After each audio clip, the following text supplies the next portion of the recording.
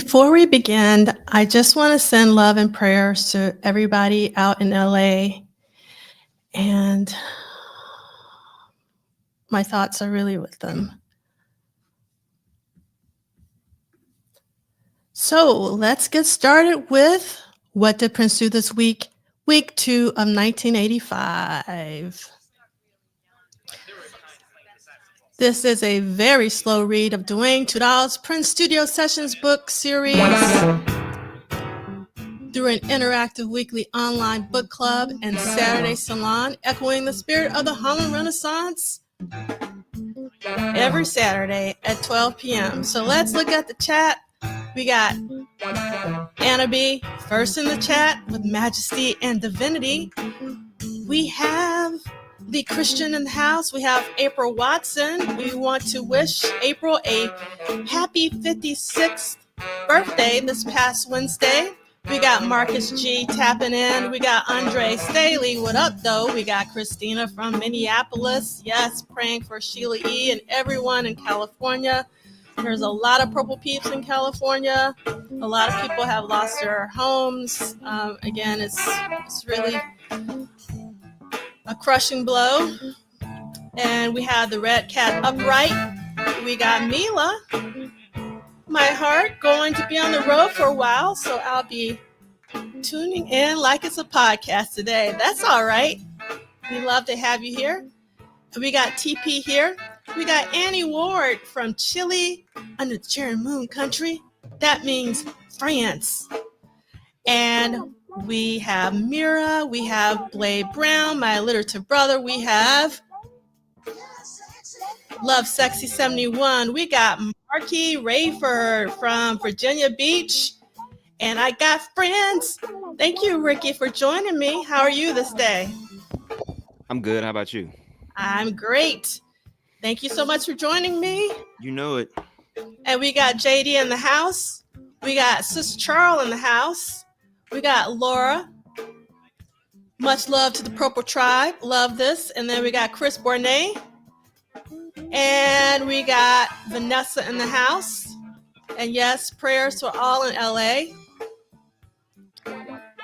And we got Theo in the house. Good morning. And we got Man Ray 10 in the house. All right.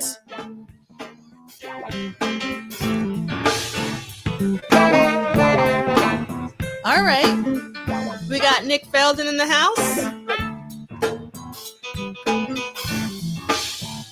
I don't want to get started because the song sounds so good.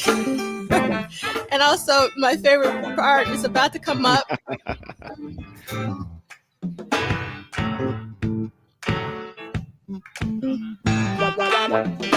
One thing I love about this track is like all the talking in the background. And sometimes I just concentrate really hard to try to figure out what they're talking about. It's easier said than done sometimes. This is my favorite part here.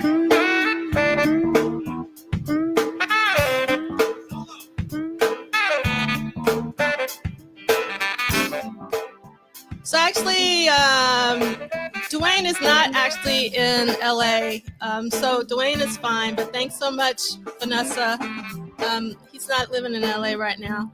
And then we got EA in the house, and we got Purple Cat Confetti. And welcome D68A. My friend in LA has his apartment, but a tree crushed his car. Thoughts to all those not as fortunate. There's a lot of people who have lost their homes. Again, you know, love and prayers to all in LA. And let's see. We got Lisa Williams.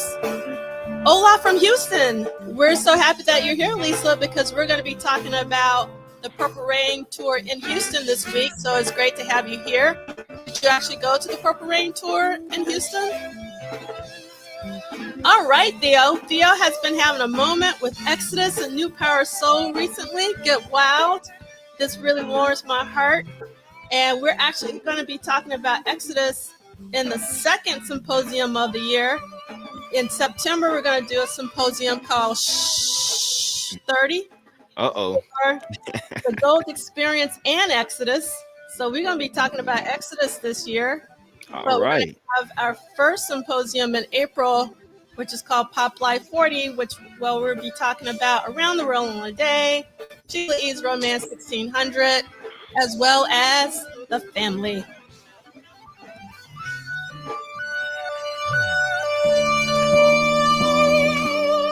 And we got Mooches. And if I remember correctly, Mooches, I think you're from Philly. Welcome. I always love seeing you because I get to see Vanity. So thank you for joining us. And we got Sakia in the house. Thank you so much for your enthusiasm. I can't wait either. I think a lot of people are really looking forward to the Gold Experience Symposium, more so than the Round Roll of the Day, but we'll see.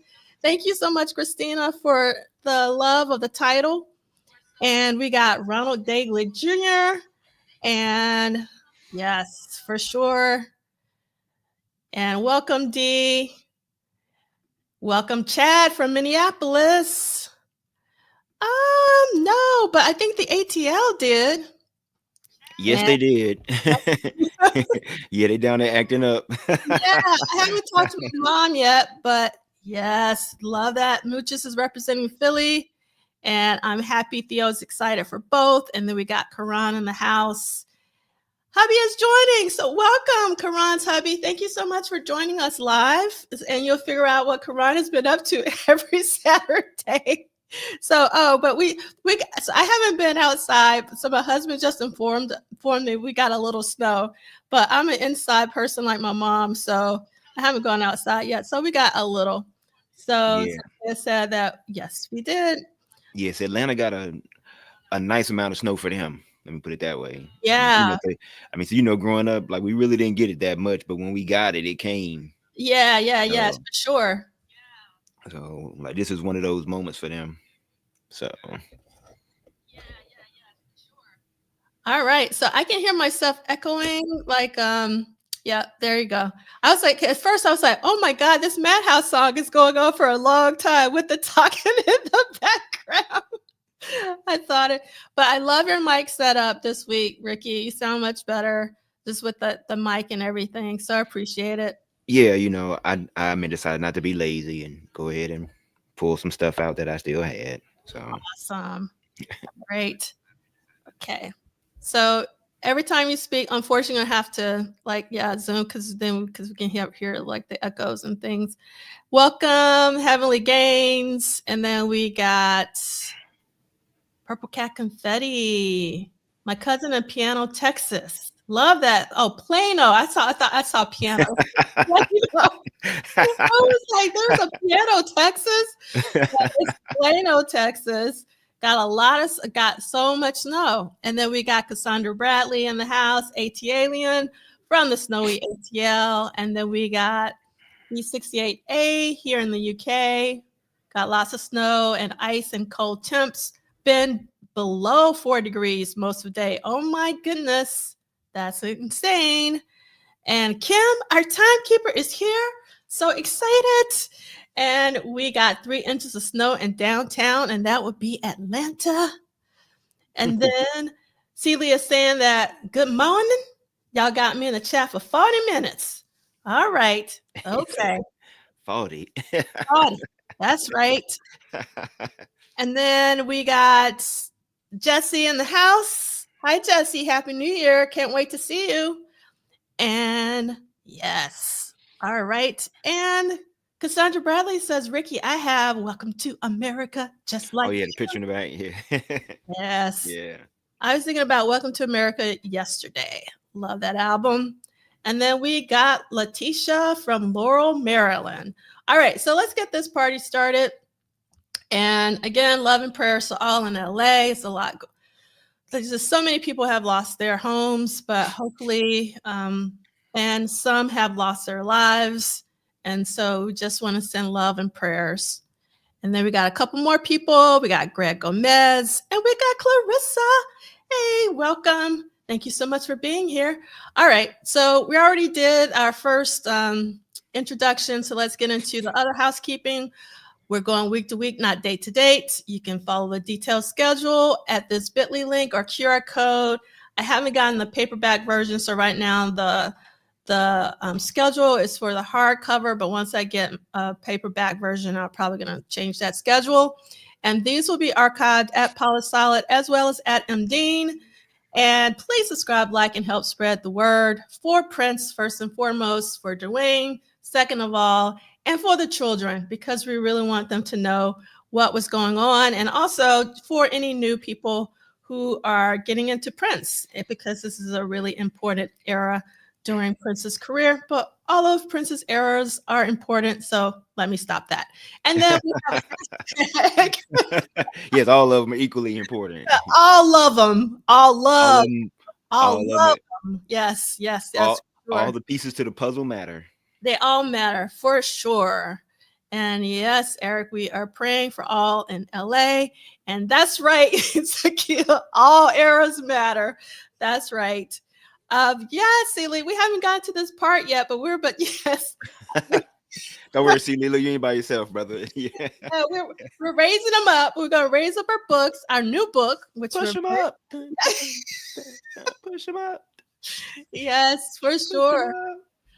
All right. So again, we're looking for you to come on or to send us stuff like tickets or photos in particular, especially of the venue and of the crowds. I would love to see it. If you went to the Purple Rain Tour live, please email WDPDTW at gmail.com. And this is what we're going to be talking about next week. So if you want to come on next week, we're still going to be talking about I think it's a 6-date run at Houston, Texas at the Summit. And then there's also the beginning of the Birmingham, Alabama run, which I'm obviously very excited about. Yeah, I was at that show. And Ricky was at that show. So Ricky, you better come back next week. Oh, yeah. That's the plan. All right. Because Alabama is where I was born and raised, and the Civic Center is where I saw my first Prince concert, which was the 1999 tour. And so we got some new people. Is that I don't know. I don't want to mispronounce your name. Is it Duke? So we'll go with Duke. I hope that's okay. Thank you so much. Swan. Duke Swan, you are here. You're in the place to be. Kim is giving a hint. I don't have my birthday's tomorrow. That's right. So Kim, email me your address and I will send you a book for your birthday. That would because you're my timekeeper and you're here every week. All right. And then let's see. Yes, Theo is saying push it up. Everybody's here. This is the jam of the year. And we're going to be talking about Texas Southern University next week. And Celie wants us to know that it is an HBCU because I did not know that. So thank you. Yes, it is. Matter of fact, their band just performed with a Beyonce for the halftime for okay. Like Beyonce Bowl. Yeah, the Beyonce Bowl, that was Texas Southern University. You know, I'm sports illiterate, so you know me. So yeah, it's all good. But you know, they man, Texas Southern, you know, famous alumni like Michael Strahan. Oh, wow. Okay. Yeah, gospel singer, say Yolanda Adams. Oh, wow. Texas Southern. Meg Thee Stallion. You know, for the new current day folks. Yeah, for sure. And we want to welcome. Yeah, go ahead, Ricky. No. I just said it. She's alum too. So nice. I'm sure some others that I'm forgetting, but yeah. Yeah, awesome. And we want to welcome Tanja. You're never late. You are on time. All right. And Chris Bourdain is in the house. The Victor. Where's the Victor? Claude, and he said he told us that he only giving us 40 minutes today. 40 minutes. 40 minutes. Not 40, 40. Yes. I'll be down to about 30 now. So. For sure. All right. So this is what we're talking about next week. Houston, Texas, Texas Southern University in Birmingham. So if you want to come on, the email is WDPDTW at gmail.com. We love to have you on. And if you can't come on, if you have anything that you can share from these dates that's not out, in public, we really appreciate it. And this is an independent endeavor. The State of Prince Rogers Nelson is not affiliated, associated, or connected with the What Did Prince Do This Week book club series, nor has it endorsed or sponsored the What Did Prince Do This Book? I can't say this stuff. What Did Prince Do This Week book club series? I'm talking too fast. All right, so we started off with one of the best albums ever recorded, Madhouse 8. Yes. Yes. Yes. Indeed. Indeed. It gets better with time. It truly does. I tell you, it gets better with time. Like hearing 2 today, it's just an instant head bop. You're just like, oh, yeah, I'm feeling it. Yeah. It never gets old. It doesn't sound dated, in my personal opinion. So I love 8. And it is 1987 Paisley Park Records. And if you want to learn more about it, you can go over to Prince Vault, and you can see there are only 2 musicians on this. One is Prince, who's playing everything but the sax. And the other person is Eric Leeds. So those are for the newbies. And we got, see, I conjured up Edgar. Anytime you say Madhouse. My fellow Madhouse inmate, Edgar. Edgar always appears. Yeah. It's so great to have you here, Edgar. I really, really appreciate it. Say Madhouse 3 times and he'll show up. That's right. Hey, this, yes. You know what, man? So maybe one of these days we ought to petition Fink and Leeds and Levi and get somebody to play drums, and they just recreate that album for a show. I'm sure people would pay to see that. I'm sure they would, but I don't know if Eric would do it. But that would that would be amazing. Yeah, it would. Yes. All right. So what did Prince do this week? What we know. This is our 105th episode for week 2 of 1985. I can't, but this past week, I feel like we're already in February. It's been a very long week. So I can't believe we're still week 2 of 1985. We don't want to push it. This week, in 1985, Prince did 5 live shows as well as 2 studio sessions. And we're still at the Omni in Atlanta, Sunday, Monday, Tuesday. Then there are a couple of recording dates for one of the best songs Prince has ever recorded. That I will say, and that is A Love Bazaar. And then there's also Sister Fate. And then there are the first 2 shows of at the Summit in Houston, Texas. So that's what Prince did this week. And here's the ticket from the Omni. Looks, very similar to my personal ticket. So this warms my heart to see. And then this is one of the guest passes. Again, we're doing this.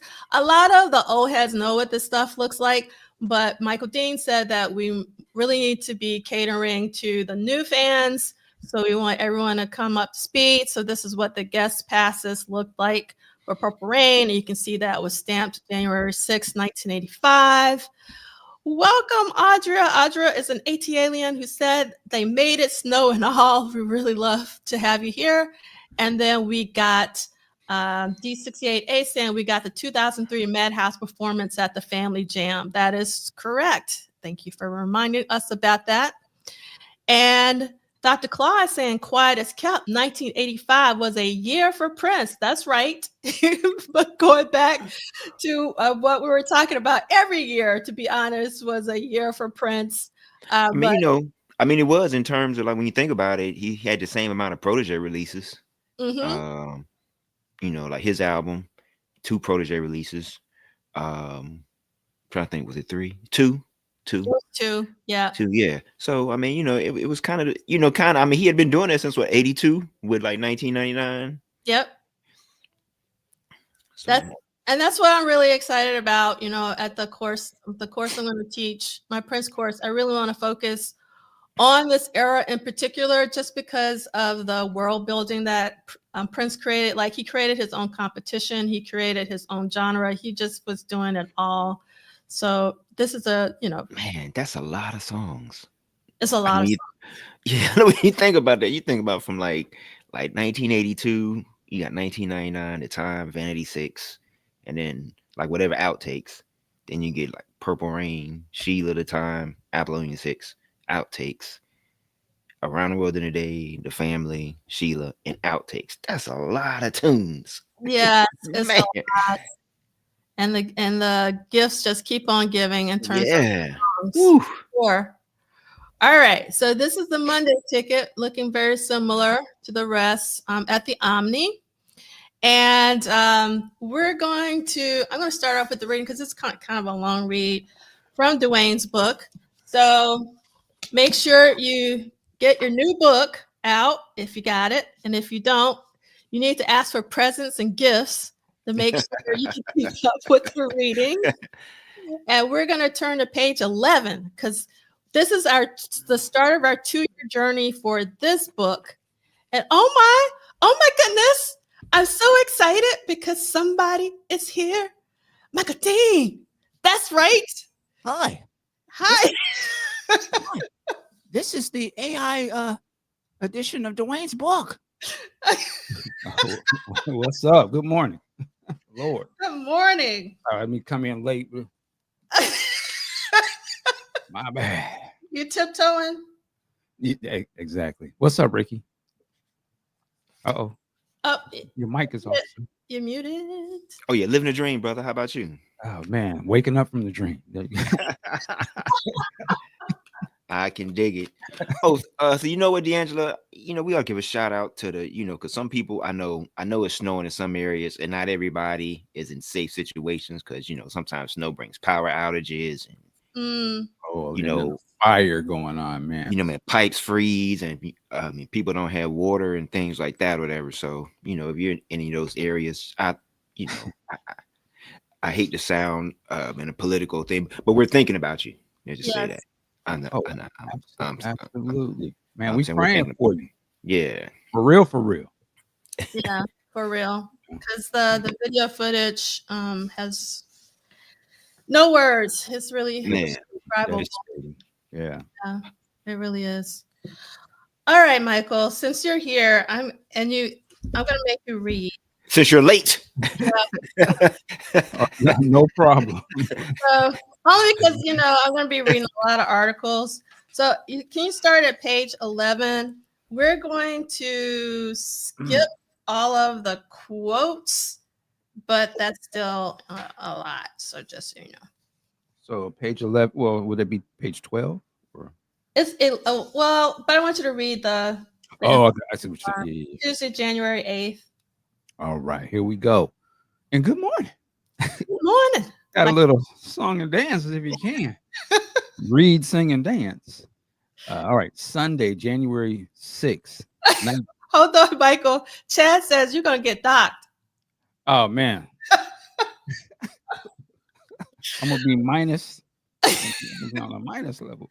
$20. $20. Sunday, January 6th, 1985. The venue, the Omni, Atlanta, Georgia. Capacity 17,500. Sold out. Monday, January 7th, 1985, same arena, sold out once again. Damn, 2 nights consecutive. Tuesday, okay, now my brain is starting to really catch up with where we're going here. So this is wild. And this is at the height of the Purple Rain tour, right? Yeah. So Tuesday, January 8th, 1985 a.m. I love how they put that in there just to show you. Yeah, he just sold out 2 shows, but he still got up early in the morning. The AM. Yeah, that's wild. I haven't heard. I think I've heard of the song. I Love Bazaar. Basic tracking, mix, Cashmere Studios, Atlanta, Georgia. So Atlanta gets the hold that they got a Love Bazaar created there. That's crazy. Full classic. Exactly. It says after the January 7th show. After the share. He came out of there hot. Smoking on fire. 18. Not on fire, on fire. FIYAH. Producer Prince, artist Sheila E, engineer Susan Rogers. I'm gonna skip the quote. Prince was recording as much as possible, and even when he had the chance to calm down in between shows, he was working. Both Prince and Sheila E reportedly maintained a small mobile recording system on their buses for any musical ideas. No full songs were completed with that setup, so when there was a longer stay in a city, Prince would settle down in one place for the duration and create music. Well, I would love to hear even just the stuff they created in those buses. Yeah. Hint, hint.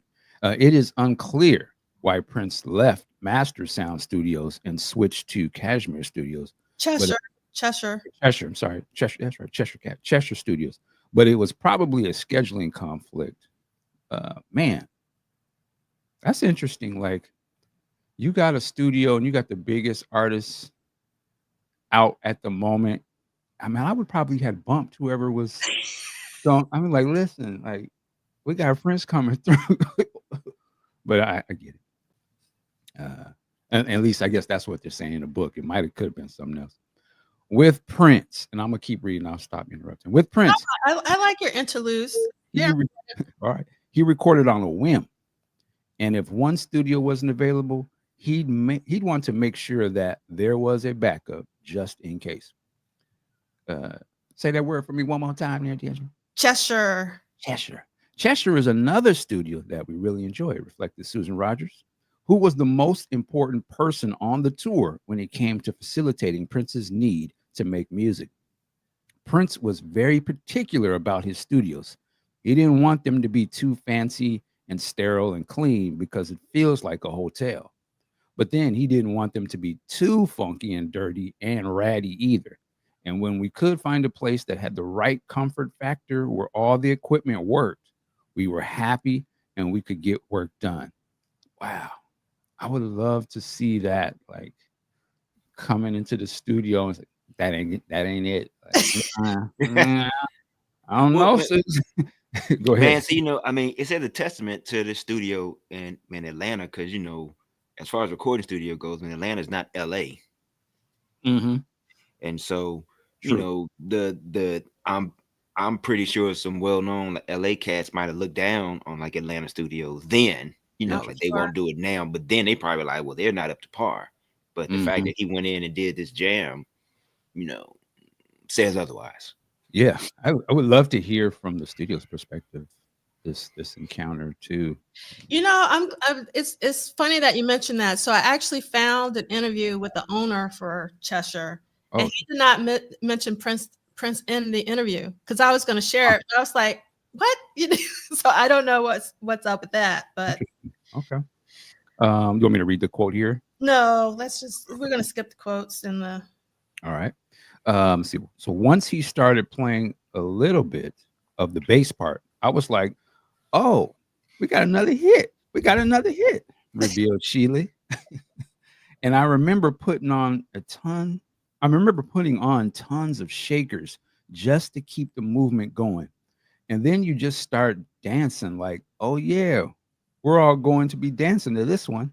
A Love Bazaar. That was it. Sheila reportedly provided the drum intro to the song, and the rest of the track came together fairly quickly because Prince fleshed it out with The Revolution during his sound check the previous month. Adding lyrics and creating the signature riff to the song with them. I remember working on that, recalls Lisa. That was just a cool little harmony line that I played. If you were playing something new at soundcheck, it was probably going to end up on someone's record, explains Wendy. Eddie M was one of several people invited to join them during his time at Cheshire. I don't know why. Cheshire. Cheshire, like Cheshire Cat.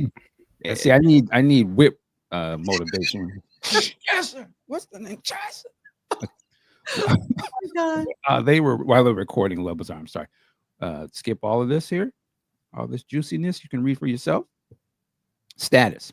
Additional work on A Love Bazaar, including Sheila's percussion and vocals, would take place during the tour, and the track was eventually edited, 3 minutes and 46 seconds, and released as a single.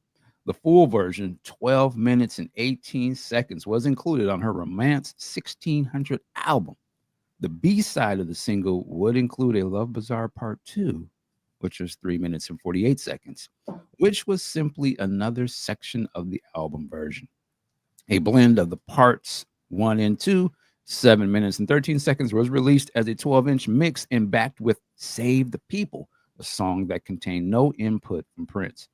The single peaked at number 11 on the U.S. Billboard Hot 100 charts and number 2 on the Billboard Black chart. The highest position for the song was on the Billboard Hot Dance Disco Club Play chart, where it reached #1. You're not finished. Oh, shit. And I dropped the mic and I picked up. It's Time 14. to show out. Oh, but D'Angelo Cole with it, but Yeah, you're yeah, not finished. You finished. You finished. You came in late, partner. Oh my God. She cold with it. Oh man. It's 14, page 14. 14. My bad. Like I thought. The song would be the only track listed as produced, written, and arranged by Sheila E. and Prince. Oh, I have an updated version of the book. Apollonia was nowhere present. Apollonia was not around for this session. Want me to keep going? Yes. Okay. Usually, Prince didn't just do one mix of a track as he looked for the sound he wanted. Over time, there would often be close to a dozen different mixes done on a song of a song. Some of them slightly different, while others were drastically altered to the point that he re-recorded the number entirely. A song would be on the multi-track 7 or 8 minutes long, and then you do mixes expressly for the purpose of cutting them into album-length versions, single versions, and remixes, details Rogers, skipping another quote. What that meant is that if Prince erased elements from the original tapes to make room for more instruments or singing, there were completed mixes that contained elements that were no longer on the original source tapes. Wow, causing some confusion when comparing recordings. While on the road, he'd sometimes wait to make the changes back in the Los Angeles studio, remembers Sunset Sound engineer Peggy Mac Leonard, formerly Peggy McQuarrie, who worked with him since 1981. There were times that he would bring stuff from elsewhere mixed and ready, and he would decide to add something to it, and we would remix it at Sunset Sound. He might finish something and then revisit it here, excuse me. He liked our echo chambers and he loved our piano sound and stuff like that. So he would usually do that at the same time. Wow. So as we know, and again, we've been talking a lot about you, Michael, while you were gone, in terms of we need to make sure that we continue to speak to the new fans and make sure that if you have not listened to Love Bazaar, you need to listen to a Love Bazaar. So I put it in the accompanying playlist. In fact, I put my favorite live version, which is with Sheila E. off of the Romance 1600 VHS, which I would love to have a Blu-ray version. Yes. Because that is one of Prince's iconic performances. You know, chop that tree down. Yes. I mean, I that's so funny you mentioned that. Last week, I fell into the reaction whirlpool hole on YouTube, watching, some of the younger people watching his stuff. And there was a young lady who watched this, and you could tell she was not as familiar with Prince and all that. It was fascinating to see her sort of interpretation of what was going on. And it's just, yeah, so it's still, even for people who are just getting into him, they're watching that and like, yo. And she was like, is this his show or was it hers? Like, she was so bewildered. Like, he seems to be taking over. But it's funny, like the oak tree thing, without any context, they have no idea what that is. They just think, wow, this is some funny kind of dance. Like, what is this? But yeah, it's a great. So, okay, go ahead, D'Angelo. I'm sorry. I just want to mention Edgar's quote because I think this is really important. When it was released, I only heard Sheila. Once I discovered Prince's vocals in the mix, they became dominant to my ears. Mm-hmm. And these days, I hardly hear Sheila anymore when listening to a Love Bazaar. I really love this comment because this happened to me with the time stuff. Like, in real time, I'm like 12, 13 years old. And I'm thinking all the vocals are Morris but then I started to know Prince's voice and sound. And then I started hearing in the backgrounds in particular, I was like, oh my God, this is Prince. And then I started flipping my listening habits. And the same thing happened when I listened to the Sheila E. Glamorous Life LP on headphones because that's how I listened to it. I heard Prince's vocals underneath Sheila's, and I was just like straining to hear Prince's vocals. And I was like, I want that, that version, even though I love Sheila's vocals because I love the tone of Sheila's voice. So, and in fact, I love what I call like the Prince Sheila duets. Obviously, Erotic City. Mm-hmm. And then I love Bizarre, like being in number 2. So I love their tones together. I was just going to add quickly, going back to the time thing. I almost feel like now you got to go back and listen to that First Time album and listen to it in the mind that it's just a duet album. It's literally just, I mean, even on the vocals, like they were really both singing. Two boys kicking it. Yeah, if you really just go back and listen to it with that connotation in your mind, like, yo, this is, forget what I know about the time. And if I'm not mistaken, I don't even think the band was created at the time when they made that stuff. It's literally just a duet album. Yeah. And Morris, and they both singing leads for the most part. And when I look at it that way, I'm like, wow, that would have been a badass. It would have been a badass presentation if it was presented to us. Then we wouldn't have known who Morris was. But yeah, they're like, whoa, Prince has got a group with this dude. It's just crazy. But anyway. Well, see, remember, like Jesse said that. I mean, initially it was supposed to. I think he and Morris were supposed to do something like Hall and Oates type thing. That's right. You can, if you think about that, you can kind of see. Okay, yeah, because the love songs are not throwaways. I used to kind of think they was, but now I'm like, no, yeah. Like, oh baby is banging. Yeah, I was gonna say about Love Bizarre a couple of things. One, it's just a fun song. Like it never gets old. 2, that's some of Prince's finest bass playing. Like if man, you really like listen to it.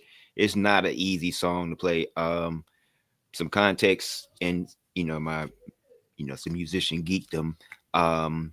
We see the thing on the back there hanging off. Oh yeah, I believe for a long time for Bay Area like musicians, when they would go to auditions, especially like Raphael Sadiq and his cousin Tim and Carl Wheeler, when they auditioned for Sheila's band, they played Love Bizarre. Interesting.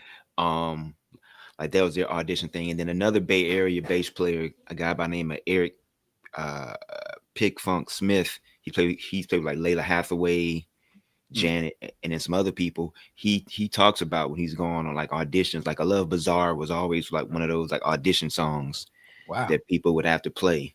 And it's it's like when you listen to it, it sounds kind of simple, but when you like really listen to it, it's like interesting. It's Prince simple, meaning like he makes it sound easy until you try to learn it, and then you're like, oh man, he's doing a whole lot in this thing. But it's Prince simple. It seems simple for him, but for the normal person, like yeah, I mean, like Prince has that, like that uncanny ability where he makes you, he's so good at it, he makes it look like, oh, I can learn that, and then like when you try to get into it, you get all the little nuances, and then you're like, oh wow, like this is what he's doing in it. But that's one of those tunes. And it just never, it took on new life for us real time, because like like when we first heard it, it was like Crush Groove, Sheila, and then next thing said we know he I'm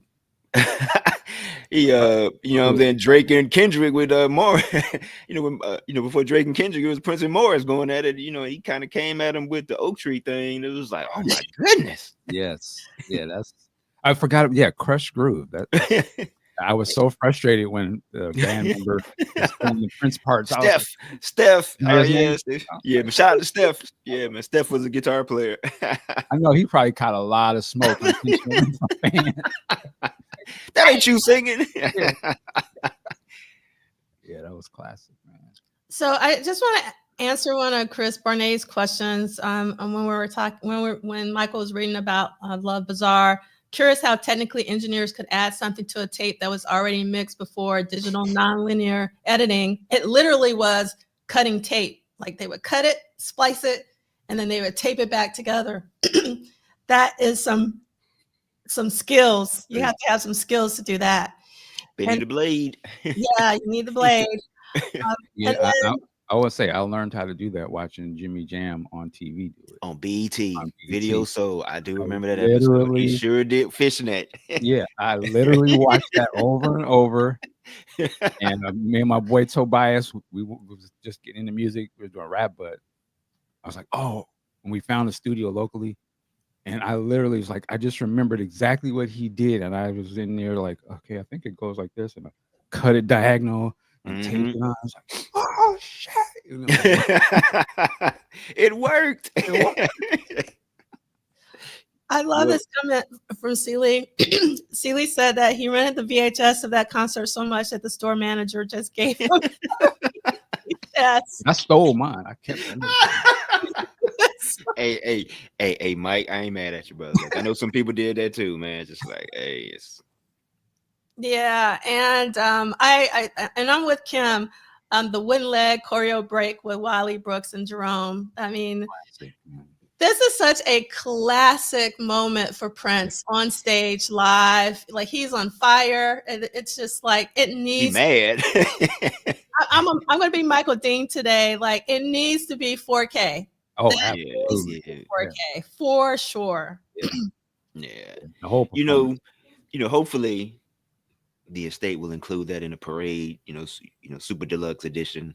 You know what I'm saying? Something And like that. And you know, it'd be cold that they could do that. It'd be a headbuster move if they did. If they started with the Love Bazaar performance, and then they go after whatever because he whips the jacket off. Look, it was hot pink. I was like, yeah. Yeah, the fuchsia joint. Yeah, he was showing. I was like, who was this nigga? He had on the fuchsia joint. Man, I was like, he about to turn it. I want to see what happened. Because he was about to wreck shop. Like he about to burn this. I don't want to say.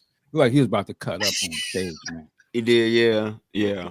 Yeah, I've always wanted the full show because I know that they did some editing. Because how do you follow that? Like, you know what I'm saying? Like, only Prince could follow. I guess Sheila was like, ah. I don't even know if Prince could. You got the stage, but it's like one of the top, the bar above the bar performances when it comes to Prince. Man, you know what used to be? Oh, go ahead. Okay, now go ahead, brother. Well, I'm just gonna say too, and we said it before, that performance, and y'all can correct. I mean, we hadn't really seen Prince that much during that time, right? Because I was coming right off of Around the World in a Day, and we had America, I want to say.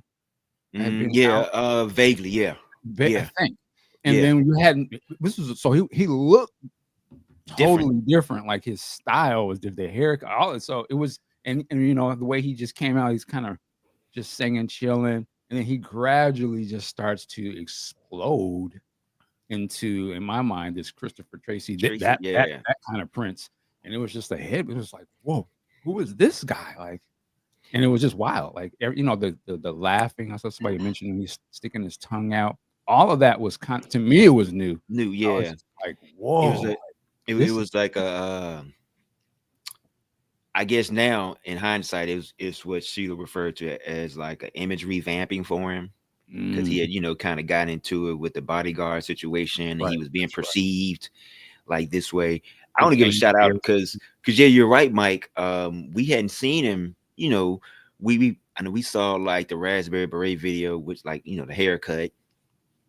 And then we had America. And then, just somewhere in late fall 85, they just showed this video and it was like a Love Bazaar. And it was like, wait a minute, where is this coming from? And it was like, he had he was in Christopher Tracy mode. And yes.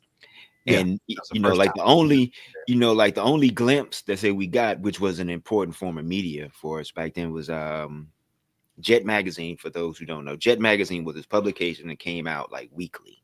And it was about this big, kind of small, looked like a little pamphlet, but it was thick. It was maybe like 60 to 80 pages. And it was a picture of the week of Prince and Sheila on stage doing this performance. It was it was like, Prince, like Prince popped up at Sheila's show. Next thing you know, I know we get this video. Wow. The Jet was known for doing that. It's like the front of the magazine was all the political and sports stuff. And then after the beauty of the week I was gonna say, what was in that? After the beauty of the Going week over my section. grandmama's house and she have them all stacked. I'm like, why are you so into the magazine? Page 42. Yeah, but after the beauty of the week was like the entertainment, like it was like a social media thing, but It was in Black print. Twitter without the foolishness in it, but it wasn't online. Yeah, and it showed, certain entertainers, throughout and about town or whatever, and they just happened to show him on stage with her. I'm sure it's a picture floating around online of that somewhere, but you're right. Like, we they got the American video, which really wasn't kind of Christopher Tracy mode. You know what I'm saying? Like I mean, in hindsight now, we can point to certain things, but we couldn't tell then. But in this video, like the Love Bizarre live video, he was kind of, with the Kiss outfit on, but it was in fuchsia and the coat and I think everything. This is the first time we see that revolution sort of expanded like that too. Yeah. Yeah. With Jerome and all those guys on stage, Wally, Brooks. Yeah, it was head buster performance, man. So I'm gonna pull that up later. I want to share, I just found this out maybe 2 weeks ago, that there's actually a book called Black is Beautiful. Oh, snap. What? The Jet Beauties of the Week. Like a coffee table book? Yes, a coffee table book. It's dope though. It was released. Let me look this up right now. On February 24th of February 27th of 2024. So it's actually new. Wow. And it's actually just like $4. Let me go and get this.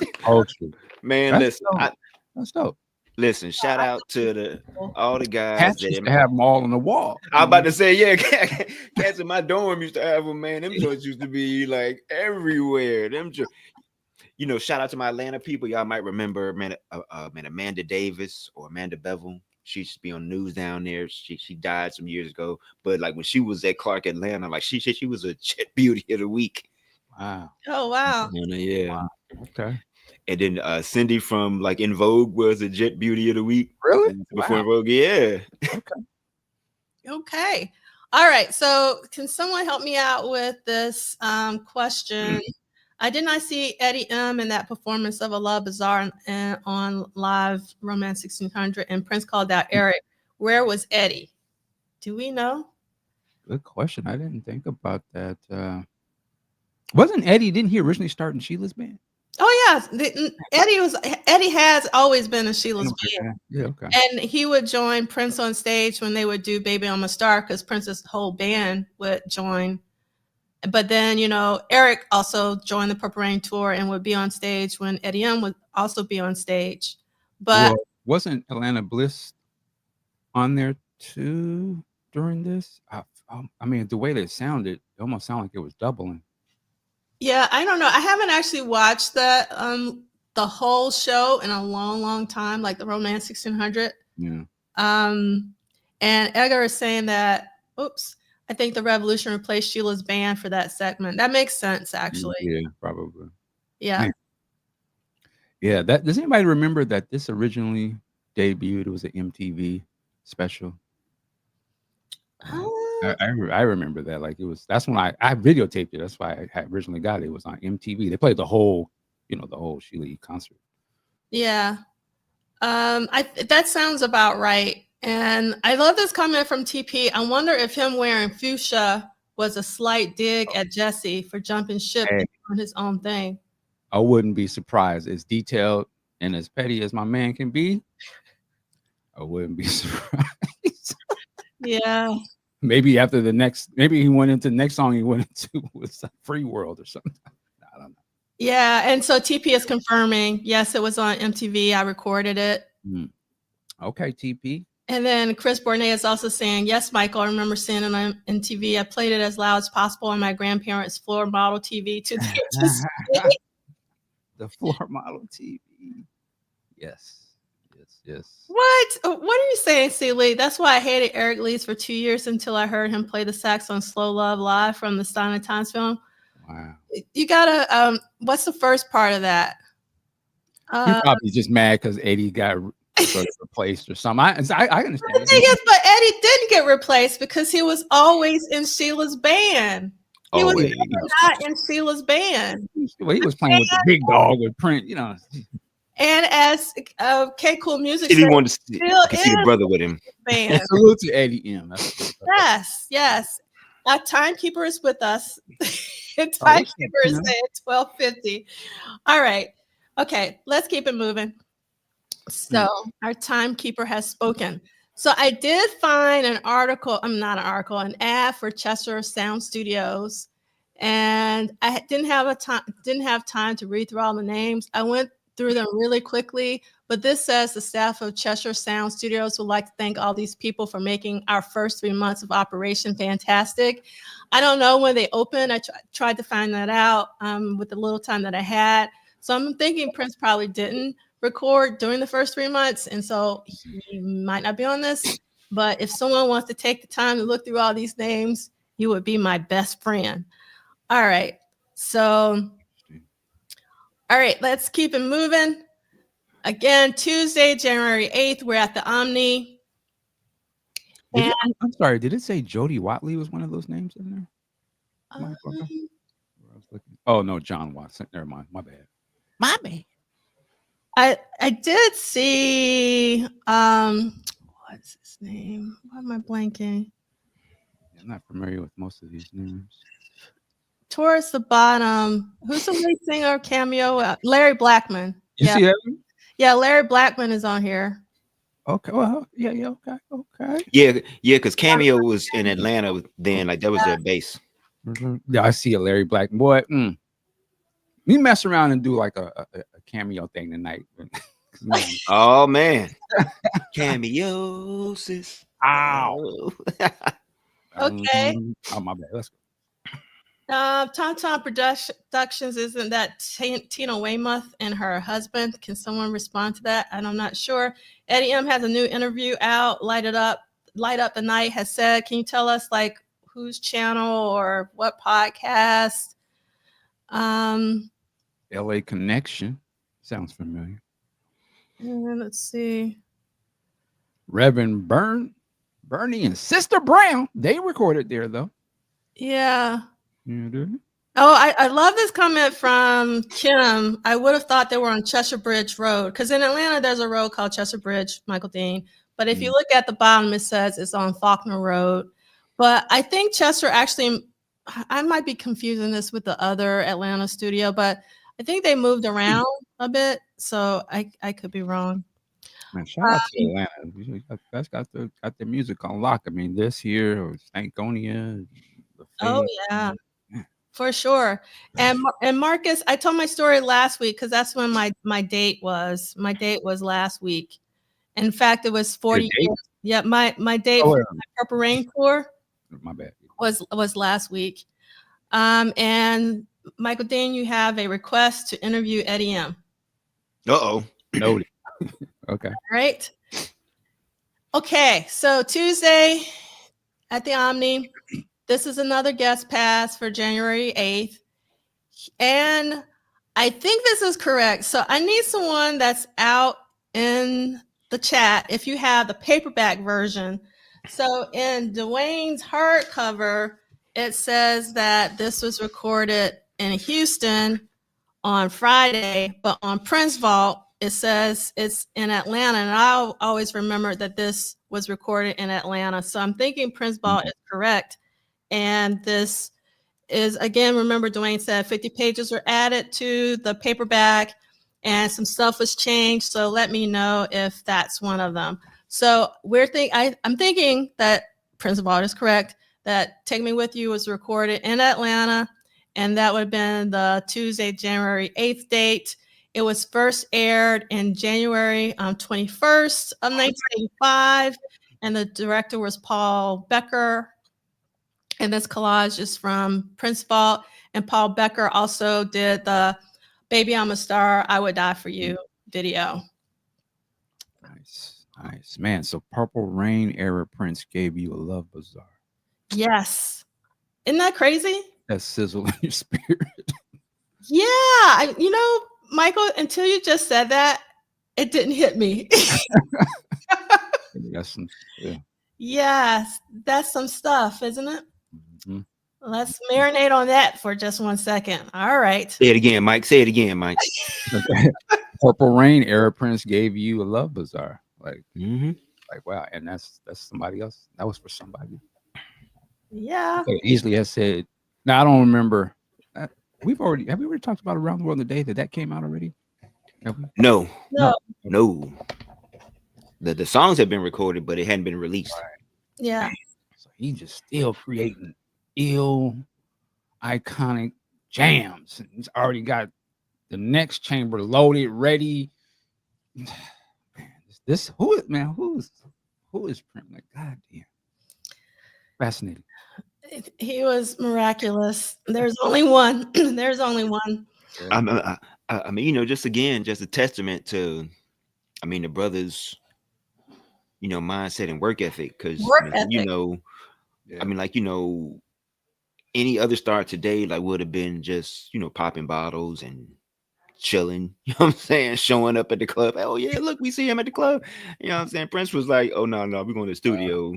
You know, we go keep work. I mean, he just kept feeding it. And it's like, you know, I hate comparisons, but it's like when you look at the stuff that this guy does, how can you not recognize just how badass he was? It's like, you know what I'm saying? And it's like, you know, that's why these, as man C. Lee would say, like, these type things are, I mean, important, because, you know, as much as we champion Prince, like, his work ethic is like no equal almost. I mean, it's like, it's hard to, I mean, you know, and you know, I mean, again, like, I hate comparisons, but it's kind of like, man, like, how do you know, compare somebody to that? Or like when he's left off these things of like these categories of like greatest guitarists and all these type things. I mean, kind of looking at these people, you're like, that person don't have his work ethic. And that's the angle like I come from, you know, like when I see these things, I'm like, you know, like, these people don't know the extent of his work ethic. And that's why these books that Duane is doing, you Are know, so important. Are like so important, because you could just point to him like, okay, yeah, but go read this and let me know if your person can measure up to that.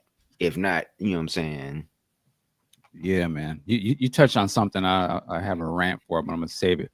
But I will say you're exactly right. I mean, the work ethic and then the quality of the art, you know, is the other part. Like, a lot of people can have a work ethic, but it might, you know, what they make might not be that good.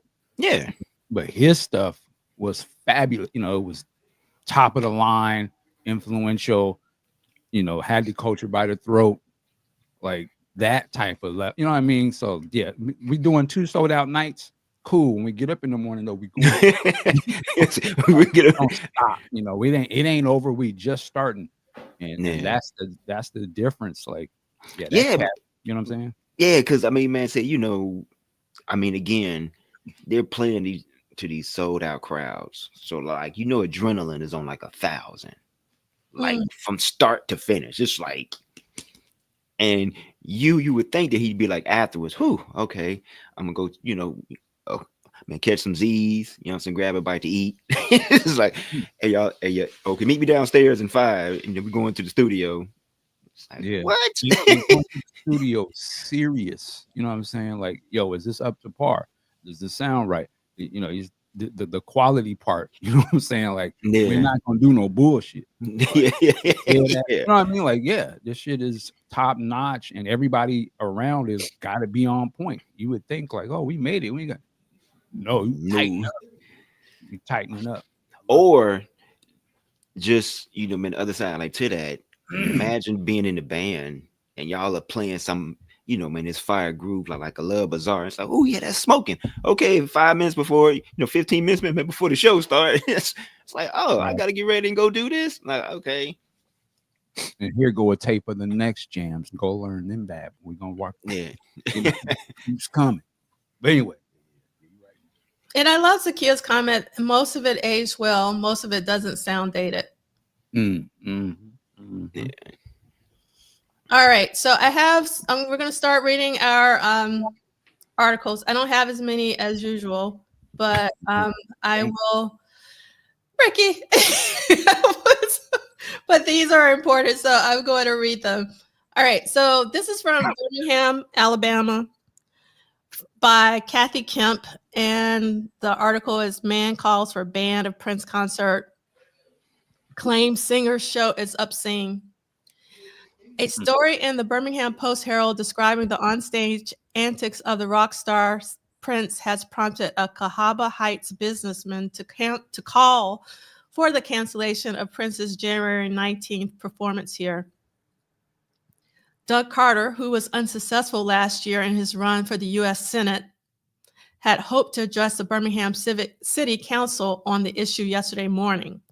His request to be put on the council's agenda came too late, however, and he was not allowed to speak.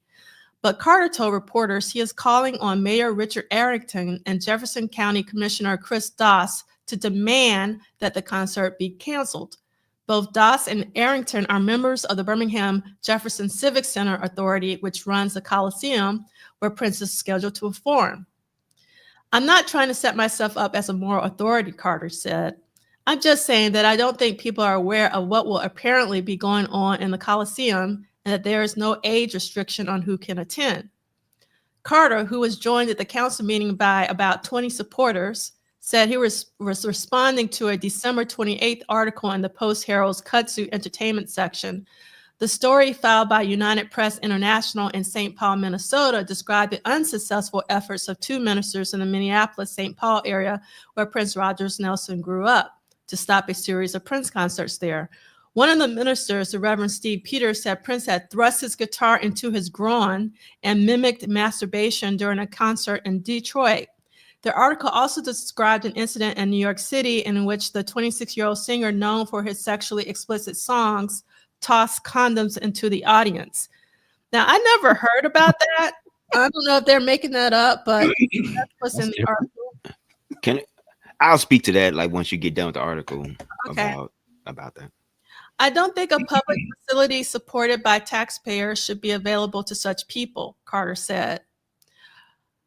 "I think the duty of public officials is to protect the public from things like this. Not every parent can know what every rock show is going to be like. If Doss and Arrington don't make some effort to stop this, then Governor George Wallace," and everybody should know who Governor George Wallace is, should. "He is ultimately charged with upholding the laws, and as far as I know, there still are basic obscenity laws on the books." Carter said he has tried and failed to reach Arrington and Doss by telephone. Willie Davis, an aide to Arrington, said no one had called the mayor's office to complain about the Prince show or request its cancellation. Davis said Arrington has little input into the operation of the Civic Center. "The mayor does sit on the board, that Civic Center authority, but he only votes in case of a tie," Davis said. "To my knowledge, there is no local group whose job is to regulate morality. If that's what you're asking, it certainly would not be the city council or the mayor." Ed Rico, assistant executive director of the Civic Center, said that the Civic Center's authority's function is to lease the facilities. "If we tried to block somebody, all they do is go to the courthouse and come back with an injunction, and there would be nothing we could do about it," Rico said. "It is not up to us to decide what is good and bad. That's the job of the public. Obscenity ordinances vary from state to state and tend to reflect a particular community," according to Assistant City Attorney Bill Pate. "There is some belief that a certain performer might violate any of the city's ordinance during a show. It would be up to the chief of police to decide whether to monitor that show," Pate said. And then it talks about how many tickets that have been sold for the concert. All right, Ricky, you said you wanted to respond. Yeah, because I was living in Birmingham at the time, and I was actually going to kind of share this next week, but since we're on it, I'll kind of share it now. There was yes, and Marcus is right. Yeah, Richard Arrington was the first black mayor of Birmingham. I do remember that. There was this kind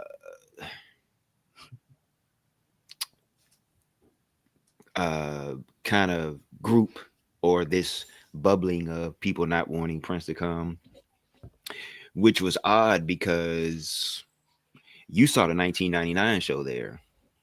There wasn't this bubbling of people not wanting Prince to come. He had done a controversy tour there.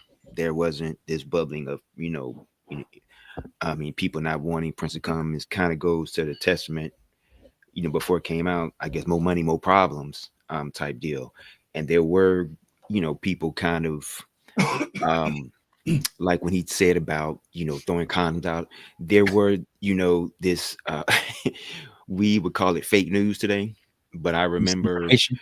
yeah, I remember I was kind of, I had gotten my ticket, I was waiting for the show, and they had on the radio, this one pop radio station, they had people calling in saying whether they think Prince should come, Prince shouldn't come.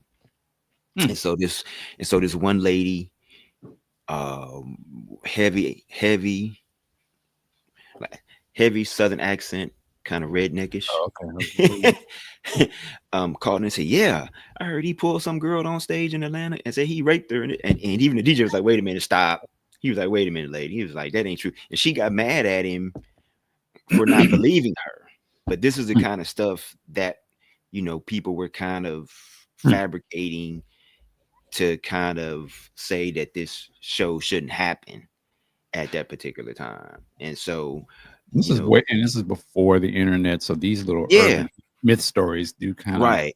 Yeah, and so people were kind of, unfortunately, there were some people that believed that hype.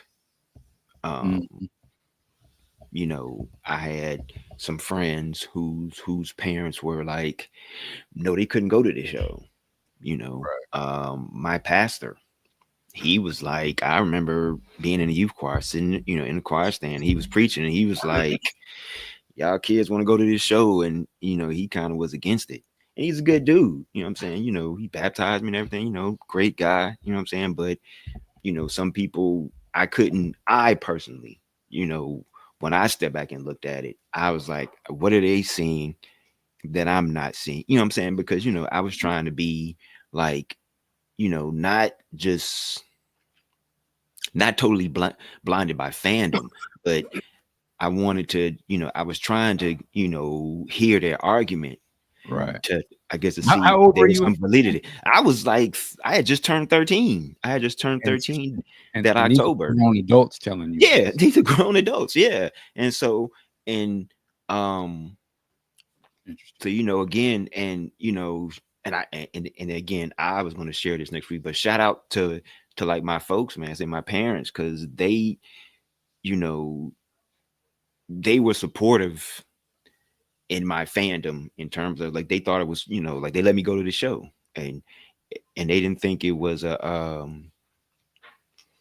a bad thing. Because my dad had like P-Funk and Richard Pryor records, so like it wasn't, like nothing was being said that was,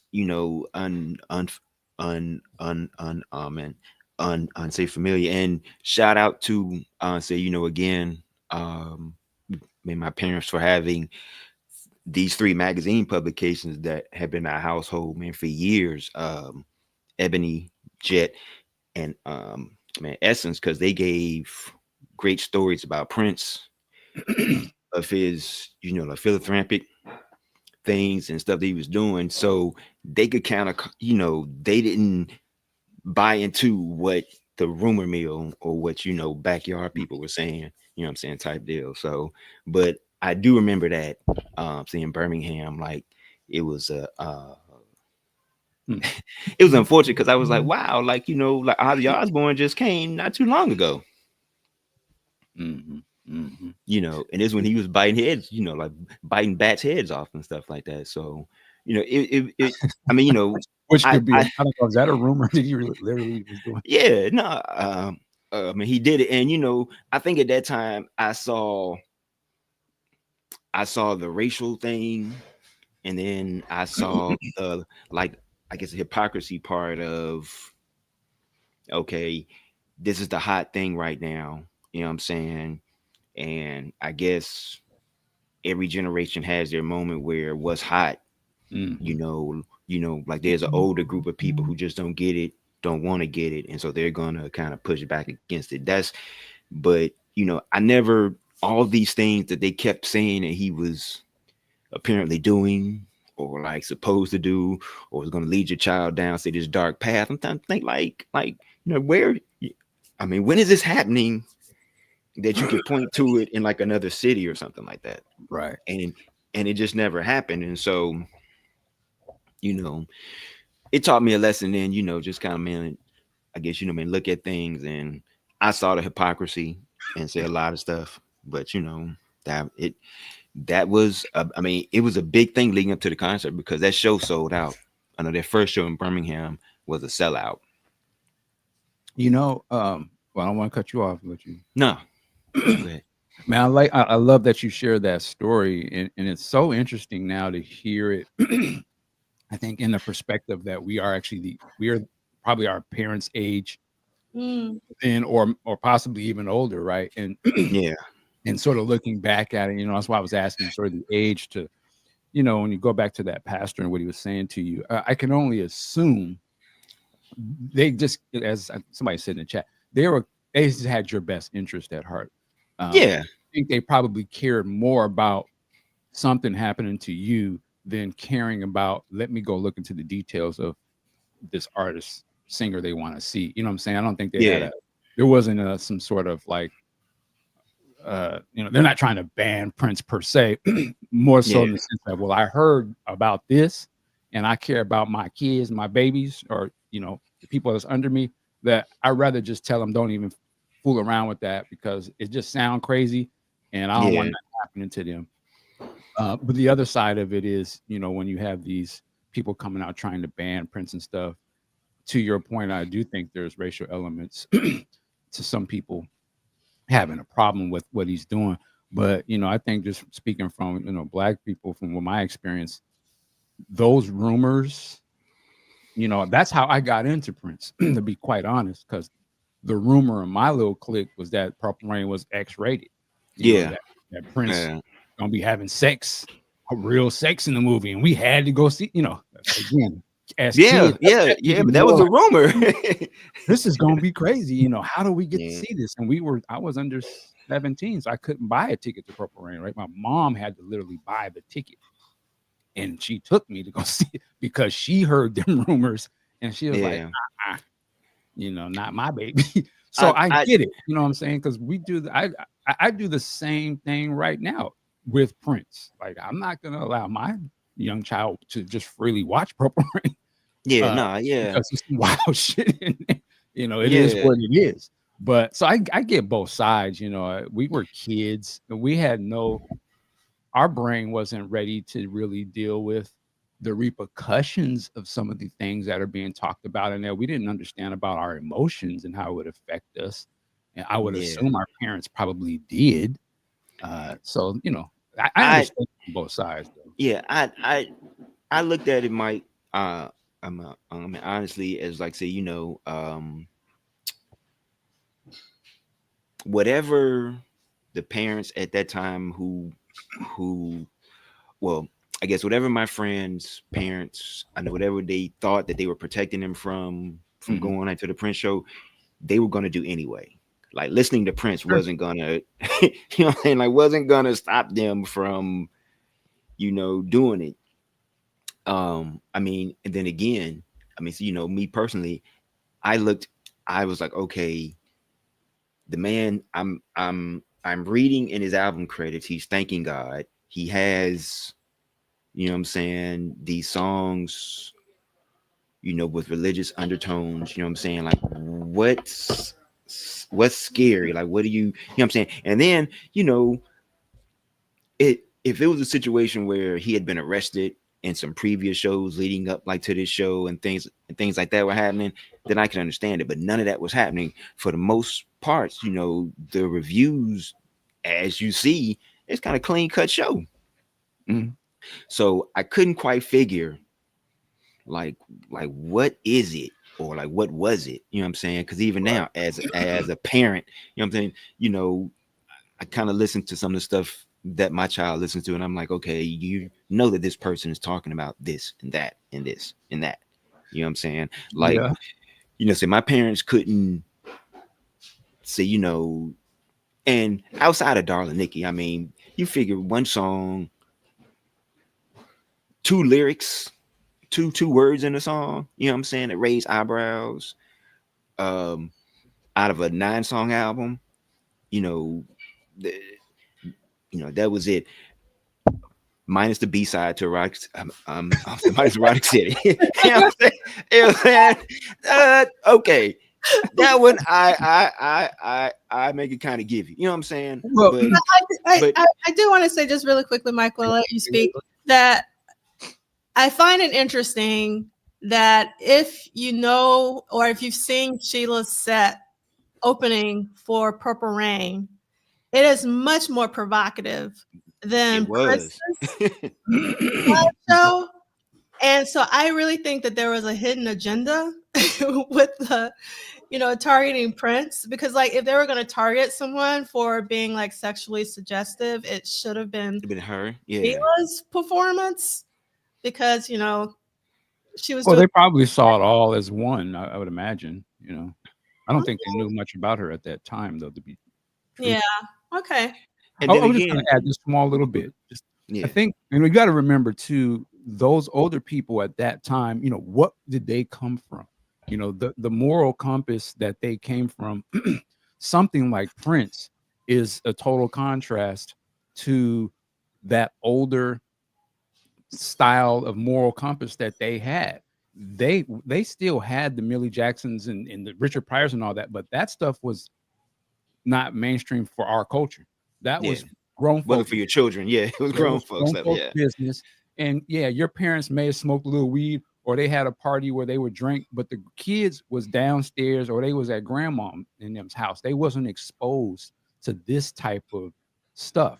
So I think too, you have to remember where they came from culturally. That type of stuff was frowned upon being out in the open. And I could see how they probably thought that things like Parliament, Funkadelic was another part of that, was the same type of energy.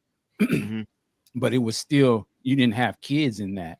That was kept to a certain type of maybe hip black folks and that would party, but your straight lace parents and your Christians, that they was probably into it, but they kept that. You didn't know about that.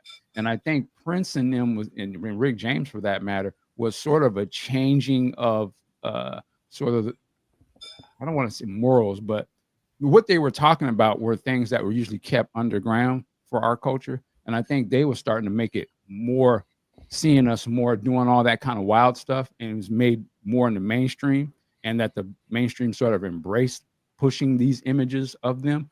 I can see why some of the older people they were uncomfortable, because they didn't have that when they were kids. It wasn't seen that way. Even Elvis and them, or Little Richard, a lot of those groups, we had those groups, but they weren't like the representation of our culture type of groups. And I think it's a slippery slope that every sort of generation has these sort of cultural things in music or pop culture where they're pushing the envelope, and the people that came before are like, well, it wasn't like that. Like I can sit here and say the Cardi B's and the Megans. Now, let me be clear. There's some fine, beautiful, yeah. Well, as a grown person, but there is I'm like, wow, this is pushed to the children now. Like, and some will say, well, Mike, it's just the same thing. And you're right, it is. But you have to understand, each generation there's a different level of morality, and it just continues to sort of get more looser and open. And so there's some resistance from older people that just aren't used to it being that blunt, I guess is the word. I think Prince was very blunt and upfront with a lot of the sexual shenanigans he was doing.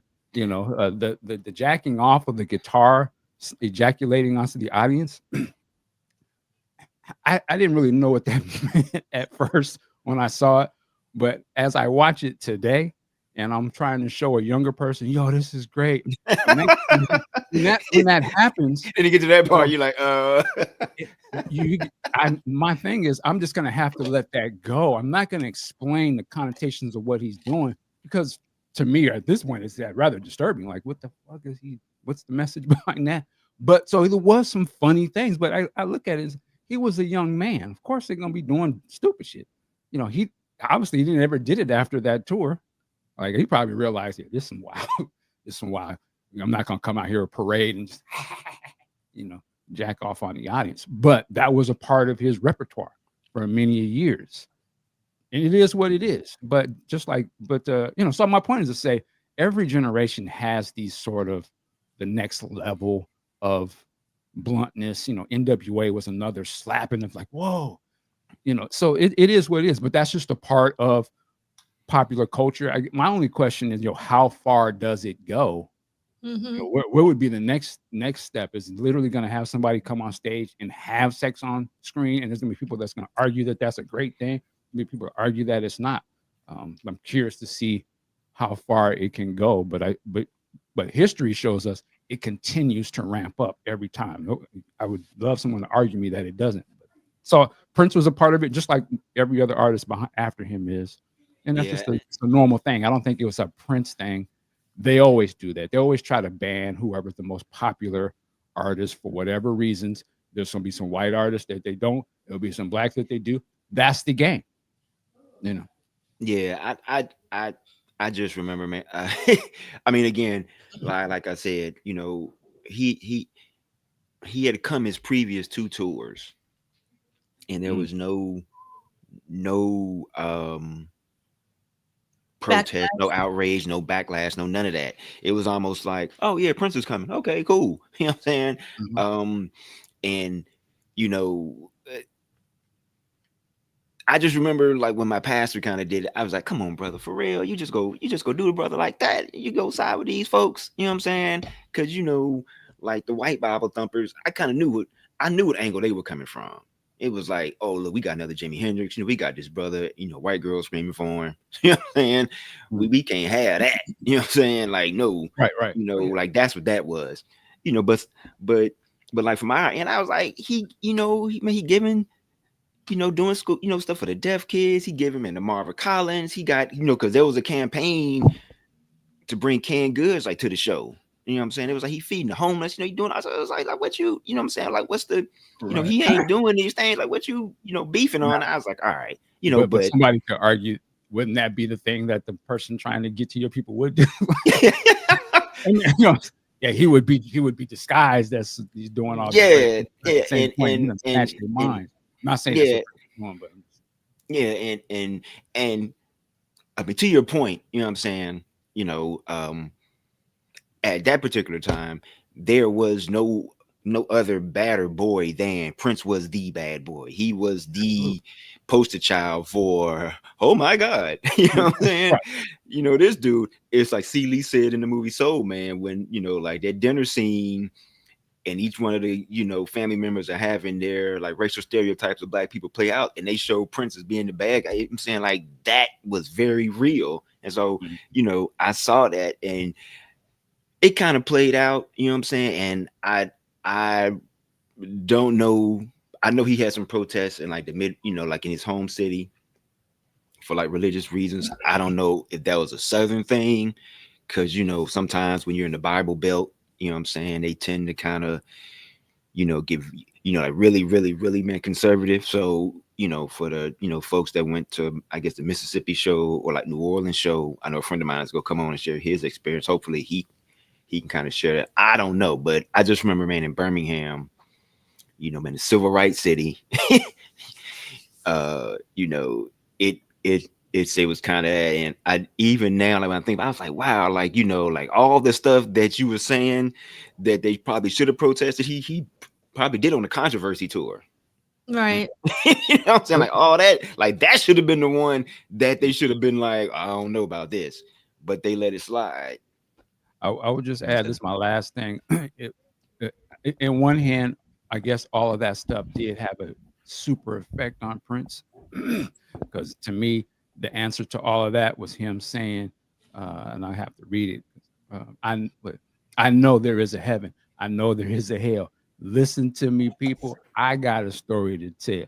I know there was confusion lightning all around me, but that's when I called his name. Don't you know that he found me? And I think that he realized that his position and his influence and even the way he was raised, that, you playing a little bit in their face a little bit. You have your own sort of things that you're dealing with internally, and he changes. The great thing about Prince is he does change. He does grow. Yeah. And even a few years later, he's like, yeah, let me put that side of me to bed and show you this other thing. So that's why I love Prince about it. And you know, just for the record, I do believe he still continued to go to Birmingham after the Purple Rain tour. I think he went for Love Sexy. I think he may have gone some in like the 90s. I don't think when he got to the larger scale shows like Musicology, like Welcome to America and things like that, I don't think he, you know, I think he just outgrew like that arena size. But he, you know, I mean, he kept going back. So, Yep. you know. So we got a lot more to cover. And actually there's a second article that I want to read from Birmingham about this, because it addresses some of the things that you were talking about. So this is City Council ignores bid to ban concert by the same Kathy Kemp. The Birmingham City Council has declined to respond to a Cahaba Heights businessman's charges that Saturday's Prince concert will be obscene and should be canceled. And Doug Carter yesterday called on council members to approve a resolution condemning the rock singer's stage show and to send the resolution to the Birmingham Jefferson Civic Center Authority. Carter read aloud published reports that said Prince, blah, blah, blah. Even though these accounts have been published in a public newspaper, I apologize to the ladies in the audience and on the council for the necessity of having to read these lurid accounts of sexual perversion, Carter said. Councilman Jeff Germany excused himself from the meeting as Carter was about to make his presentation. Knowing his motives and how he feels about the Black people of the state of Alabama, I cannot in good conscience sit here and listen to Mr. Carter, Germany said. Carter, an unsuccessful candidate last year for the U.S. Senate, is the brother of the late segregationist Asa E. Carter. In 1957, Asa and Derek Carter were arrested as they tried to prevent Birmingham police from arresting a man charged in a shooting involving the Ku Klux Klan. The Carters had planned to deliver the man to the sheriff's department. The disorderly conduct charges were eventually dropped. Outside council chambers yesterday, Carter said his campaign to cancel the Prince concert is neither politically nor racially motivated. I have no plans at this particular time to run for public office. I've been urged to consider that in the future, though, which I probably will, Carter said. I don't want people to think that we are picking on this particular person, Prince. He's just the one who came to our attention. We feel this particular performer represents the type of performances that come into this area. What we're saying again is that people in authority need to reflect the community standards. Carter said he has received telephone calls from more than 100 people pledging their support, including a sizable number of Black parents. Prince, whose full name is Prince Rogers Nelson, is Black. Council member Betty, you know what's? I'm going to stop here. I'm going to continue reading, but what I find interesting is that there was a lot of confusion about Prince's racial makeup and identity, but in Birmingham, Alabama, they were explicit that Prince is Black. Okay. Council member Betty Fine Collins has asked Mayor Richard Arrington to have the police vice squad monitor the concert, but Arrington said he will leave it to police to decide if sending vice officers is necessary. I don't think it is necessary for somebody to make a request concerning how an event like this would be policed, Arrington said. The police department has handled events like this in the past with no trouble. I'm going to discuss it with them and let them decide what's best. Assistant City Attorney Bill Pate has said the city's obscenity ordinances do not prohibit entertainers from mimicking masturbation or tossing condoms during performances, as Prince reportedly did in Detroit and New York City, which did not happen. Carter had hoped to speak to the city council at its meeting last Tuesday, blah, blah, blah. So a couple of things. It was really important for me to read both of these, and this one more so than the first one. And the main reason why I wanted to read this one in particular is that the more things change, the more things remain the same. This is very similar to a lot of things that, that's currently going on. And I love how Carter said, I don't want people to think that we're picking on this particular person. They didn't name them. And he's just the one who came to our attention. And it's just like the rhetoric in here is rhetoric. Oh boy. No, go ahead. I'm sorry. Same gameplay. Yep. Yeah, yeah. Go Yes. ahead, D'Angelo. Well, I mean, the reason why, and again, the reason why I think it's important to read these articles, and I've said this before, I'm going to say it again. It was not a flower bed of roses for Prince. No. Even at the height of his most commercial success. So Prince was dealing with accusations of devil worshiping, policing, in terms of like his concerts and things of that nature. So I just want everyone to be aware. And I think that's it's really important. And also, I think it's also important to understand that in the South, there are definitely different politics when it comes to race. And so I just thought it was really interesting that the Birmingham Post was they weren't confused about what racial identity Prince was. And even if Prince was mixed, he would have been Black in the South. So it's just like these were the things he was dealing with. Yeah, I mean, like I said, he, for my, folks in Birmingham that I grew up with, he toured there 3 times, so he had a good amount of fans there.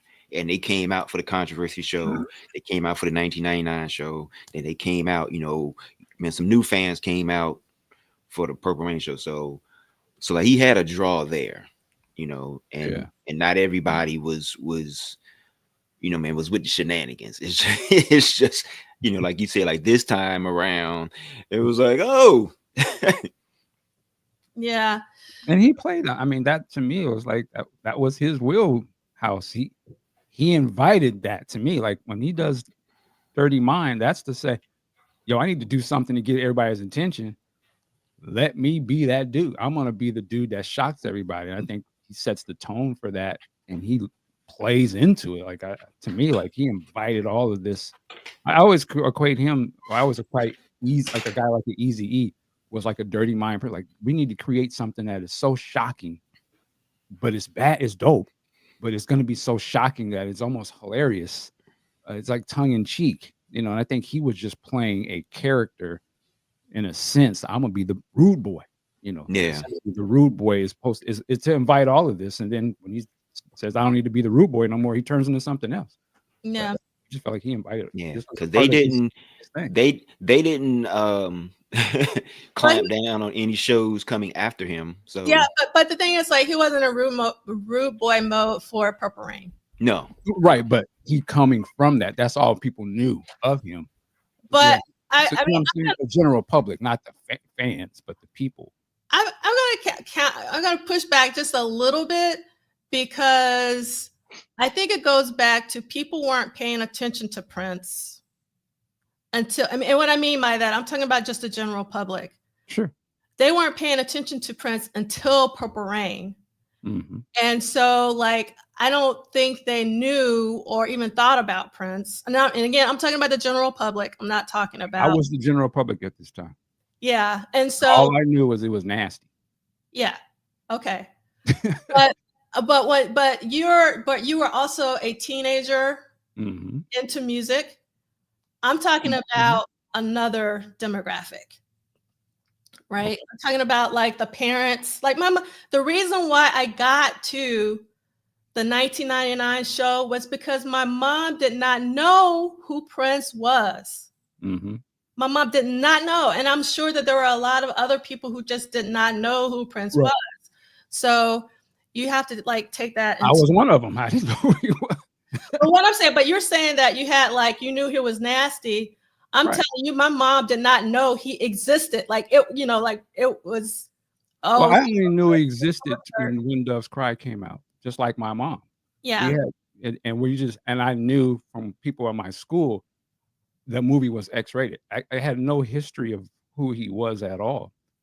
All I knew was what they told me. And what they told me was that this was nasty. Like, oh, you got to see this.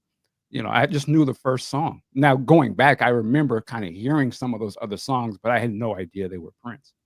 And so I just think like his reputation at that time, if I'm saying the word right, was based off of the things he had done before and was just word of mouth, right? There wasn't any, how could you dig deeper if you didn't know what it was? You just heard word of mouth. And again, it was just rumors.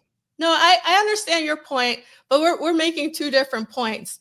Your Okay. point is that, like, from Dirty Mind, and Controversy, he was a rude boy, and people had the sense that, he was shocking and provocative. Like, Mhm. that's your point. My point is there were some people who did not know he existed, period, to not even to they didn't know anything about the rude boy era. They didn't know anything about 1999. And it wasn't until the Purple Rain film and the phenomenon of the Purple Rain film that Prince was actually even in their mental Rolodex. Yeah, that's what that was me. But you said that you had heard rumblings, or you were saying Well, that when Dove's Cry came out. Yeah. okay, when Dove's Cry came out. Okay. All right. So we're going to keep it moving for the sake of time. And let's see. So we're going to move from the Omni to the Summit at Houston, Texas. And this is a ticket from Thursday, January 10th, 1985. And we're going to read a little bit about Sister Fate. Michael, if you don't mind reading this, page 15. Yes. And we're going to skip the quotes again. Actually, just read the box and then skip all the way to page 17, where it says Prince had Sheila working with him. Got it. Okay. Wednesday, January 9th, 1985. Sister Fate, basic tracking, vocals, various overdubs, mix. Sister Fate instrumental. Probable mix. I'm gonna butcher this. Cashmere Studios, Atlanta, Georgia, after the January 8th concert. Man. Producer Prince, artist Sheila E, engineers David Tackle and Susan Rogers. Then skip David Tickle, excuse me. Prince had Sheila working with him on the basic recording of this track, enlisting her to add her distinct flavor on conga, tambalas, cymbals, and shakers over his Yamaha DX7 riff.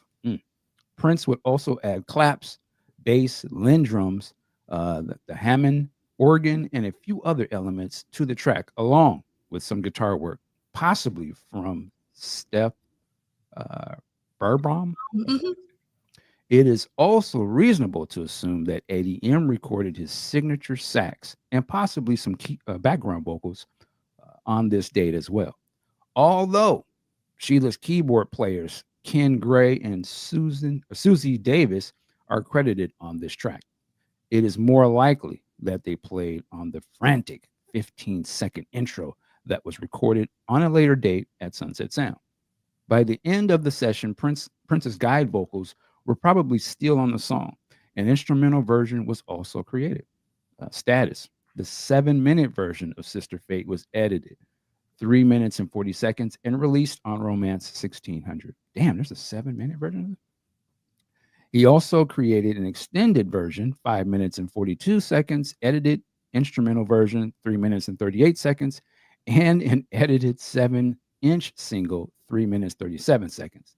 The 15-second intro would be recorded and added on a later date, making the album track slightly longer, 3 minutes 55 seconds.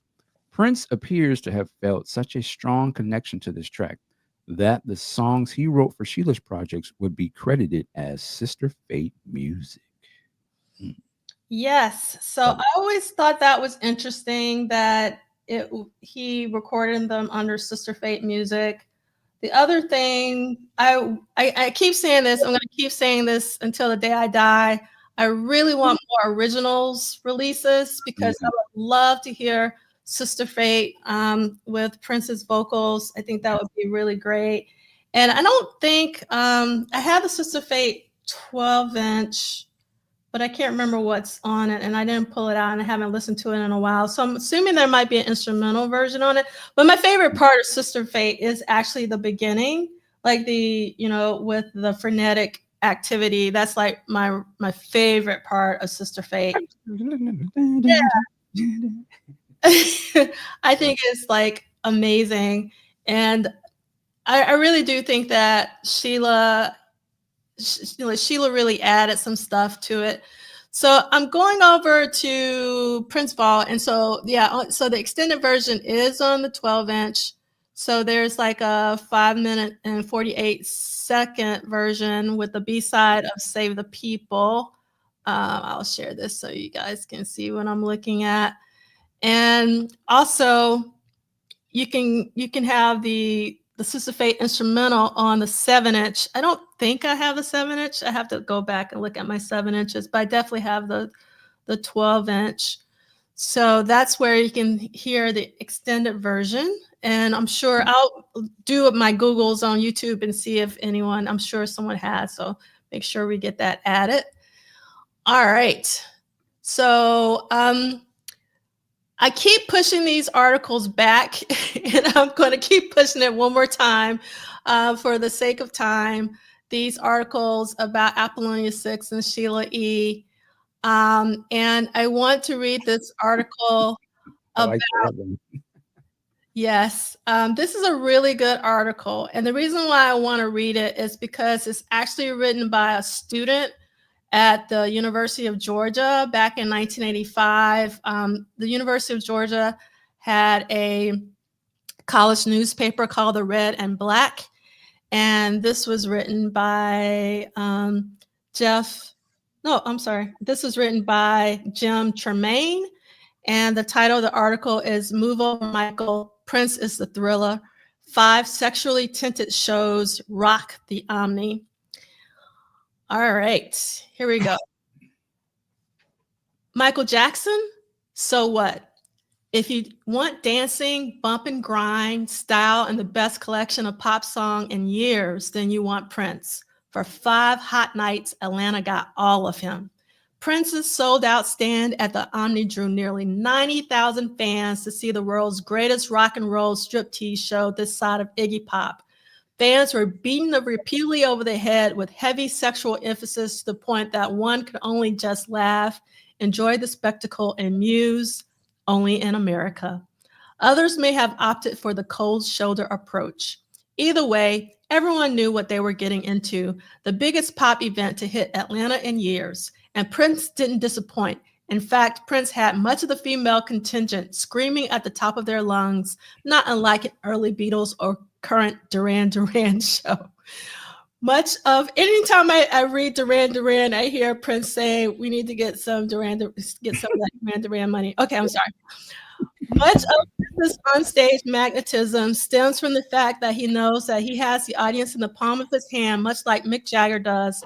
Prince stokes his audience, teases them, gets close enough to stay just out of their reach, and when he dances, forget it. Nobody does it better. The initial presence of Prince rising from beneath center stage, reciting the gospel-like introduction to Let's Go Crazy was enough to make the equally integrated crowd shriek deafeningly. His band, The Revolution, hopped the groove and rode it through abbreviated versions of Delirious, 1999, and Little Red Corvette. More hysteria. Prince then ran through some mild indulgence on his piano with his flip side hit God and bits and verses of Dirty Mind, The Beautiful Ones, and Do Me Baby. What became apparent midway through the show was that Prince didn't feel compelled to finish his songs. His audience didn't seem to care, however. It was sort of like an indifferent George Jones crowd at the Armadillo Palace 2 years ago, where Jones, ever the consummate performer, played exactly 29 minutes for $15 a pop, including 2 versions of He Stopped Loving Her Today. A woman said, it doesn't matter, he's the greatest, and it was worth it.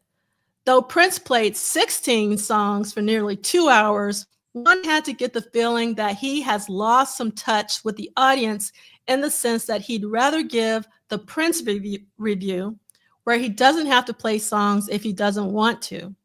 The undeniable fact, however, is that it's the hottest review around. Prince had all the tricks too. He coyly asked, do you want to take a bath with me? Then he kicked into an uncompromisingly sexy When Doves Cry, finishing the rave up jam of I Would Die For You, followed by Baby I'm a Star. Prince climaxed the evening by spraying the audience with a foreign substance fired from the end of his guitar. Prince ended the show with Purple Rain, one of the most emotional songs he's ever written. The curtain featuring the doe-eyed Prince logo dropped and the crowd filed out of the venue physically spent. Though Prince may not have the drive of Bruce Springsteen, I don't know what they mean by that, the band of Mick Jagger, or the squeaky clean intentions of Michael Jackson, Prince is Prince, and for now, that is enough. Now, again, I really wanted to read this because Crowd cheering. yes, I really wanted to read this because one, it was written by a student at the University of Georgia in Athens, Georgia. And the other thing that I want to bring up is that I think it's interesting that this person picked on that Prince was getting into Prince review time. And what Prince review means is like, I personally I love. I know what you're about to say. Go ahead. Well, I love going to see Al Green. Al Green is one of my favorite live performers ever, but he never plays the entire song. And he often does not even sing the songs because he wants the audience to sing the songs. And so I find it very interesting that Prince was beginning, because we complained about the musicology shows and a lot of the other shows that's becoming like Prince review shows, kind of. And that this person who's writing this article was already feeling that with the Purple Rain tour. I think it's really interesting. Wow, 6 albums in. That's crazy. You know what? First of all, D'Angela, I have to give you props for sharing that article because you are Georgia Tech alum and UGA is you all's biggest rival. So the fact that you dug and you said, but that's that's funny because that was like we tend to forget, but like those Prince Atlanta shows were like what 2 months, 3 months after the Jackson's victory tour had come to Fulton County Stadium, which it didn't sell out. But all the Prince's shows sold out. So, it was definitely, the tide was definitely shifting at that particular moment. So that's cool. Yeah. All right. So we're going to keep it moving before our timekeeper starts. I also want to read this article because I think it's interesting in light of the current Grammy nomination for the box set. So here we go. Prince Should Reign on Grammy Night by Jeff Wilson. This was in Citizen's Voice, Los Angeles. Rock singer Prince, whose Purple Rain movie soundtrack reigned over the 1984 record charts, was favored to top the list of music industry Grammy Awards nominations to be announced Thursday. Bruce Springsteen, Lionel Richie, Tina Turner, Culture Club, Cyndi Lauper, the Pointer Sisters, and even Michael Jackson, whose Thriller album dominated last year's Grammy ceremonies, also should win multiple nominations. The Academy of Recording Arts and Sciences, whose 5,000 members tend to favor artists with big hits, was to name nominees for the 27th Annual Grammy Awards Thursday morning at the Beverly Hills Hotel. Herbie Hancock, whose Rocket recording could be nominated, and Kim Carnes' whose What About Me single with Kenny Rogers and James Ingram could receive an Academy nod, will announce the nominees. Winners will be revealed in a nationally televised show, CBS, February 26th from the Shrine Auditorium. Overwhelming praise greeted last spring's release of the multi-million selling Purple Rain LP, which critics consider the best original soundtrack score since rock met the movies. The album was #1 for 24 weeks, and its single, When Doves Cry, topped the pop, black, and dance charts. It was the only 1984 single to sell 2 million copies. The renegade singer, whose real name is Roger Nelson, that's what they printed, Roger Nelson, has never won, so they don't think Prince is his first name. Okay, has never won a Grammy. He also received the Golden Globe Award Best Song nomination for When Doves Cry from the Purple Rain movie soundtrack. Other soundtrack recordings also made 1984 a banner year for movie songs.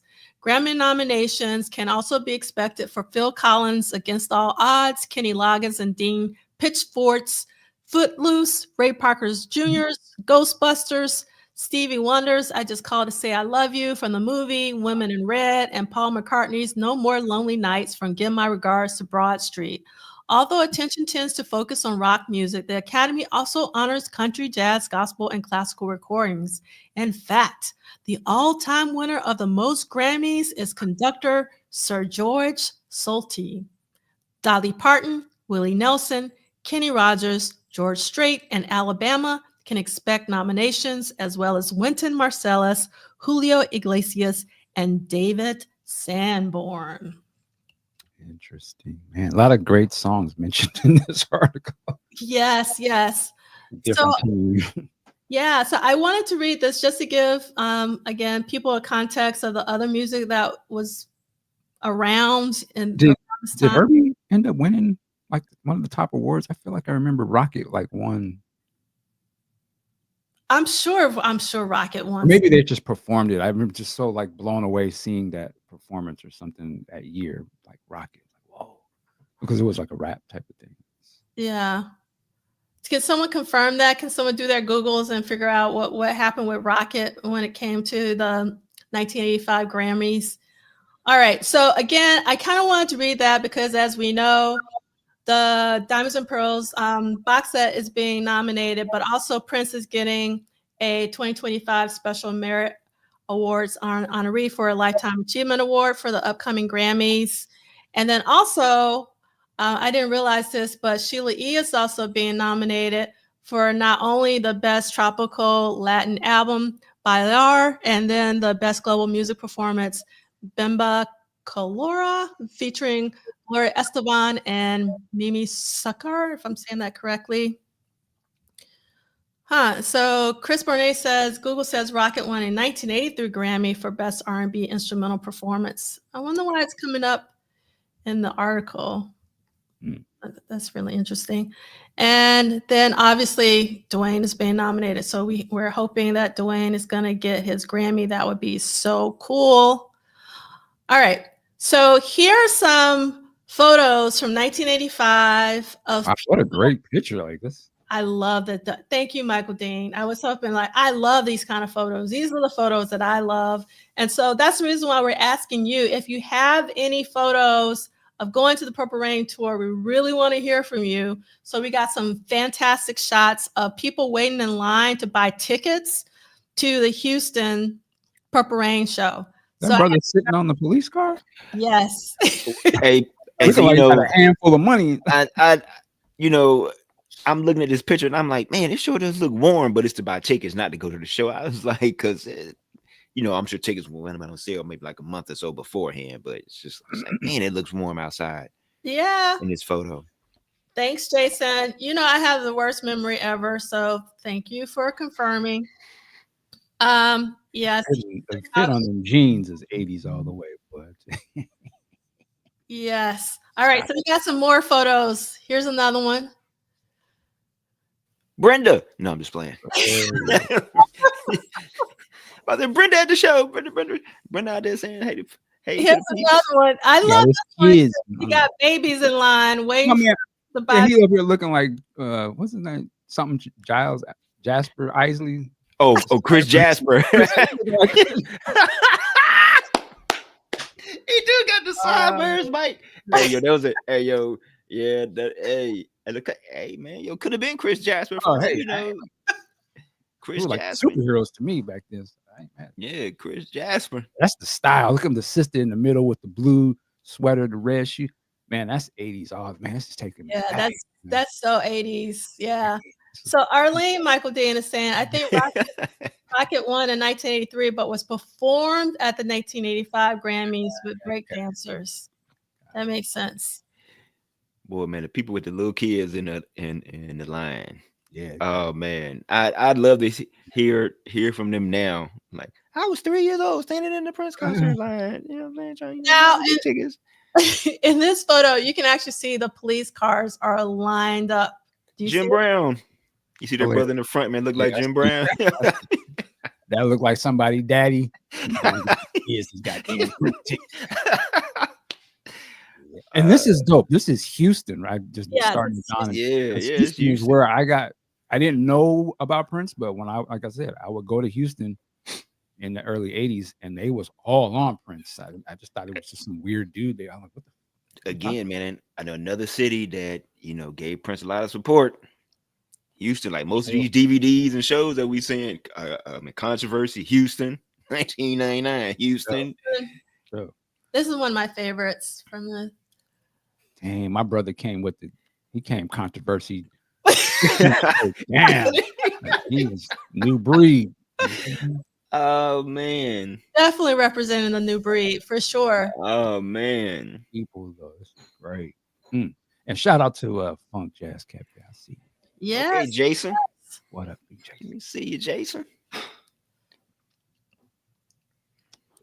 And Vanessa said Jim Brown looking dude is probably early 30s. He probably was. He probably was.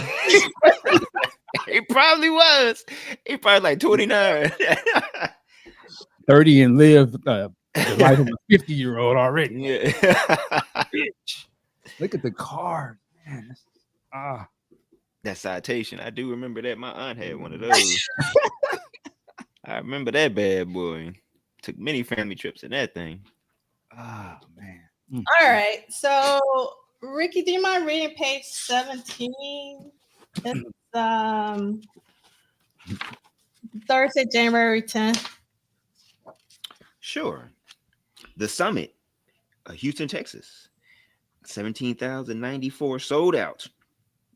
At almost every stop on the tour, records were shattered. When tickets for the first 3 concerts at the Summit went on sale, they all sold out in a single day. The biggest one-day ticket sales at the time. 3 more shows went on sale to accommodate the unprecedented demand. Tonight was the first of 6 sold-out shows at the Summit. Okay, Houston, stand up. All right. So that's it. So 6 sold out shows at the Summit. So like you said, Ricky, Houston was representing. And we have more photos from the January 10th show. I'm going to see some photos of Sheila performing on January 10th. And I'm going to go through them. Damn. The Glamorous Life coat. Miko. And Miko, yes. And Eddie M. We've been talking a lot about Eddie M today. Hey, let me ask y'all guys a question. As you're showing at this point, had there, I mean, aside from Michael Jackson, who would have been the I guess the black artist that sort of came out from the underground and became a pop phenomenon on this level? Had there ever been anything like this before? The superstardom? No, not to the masses, not like this, no. Because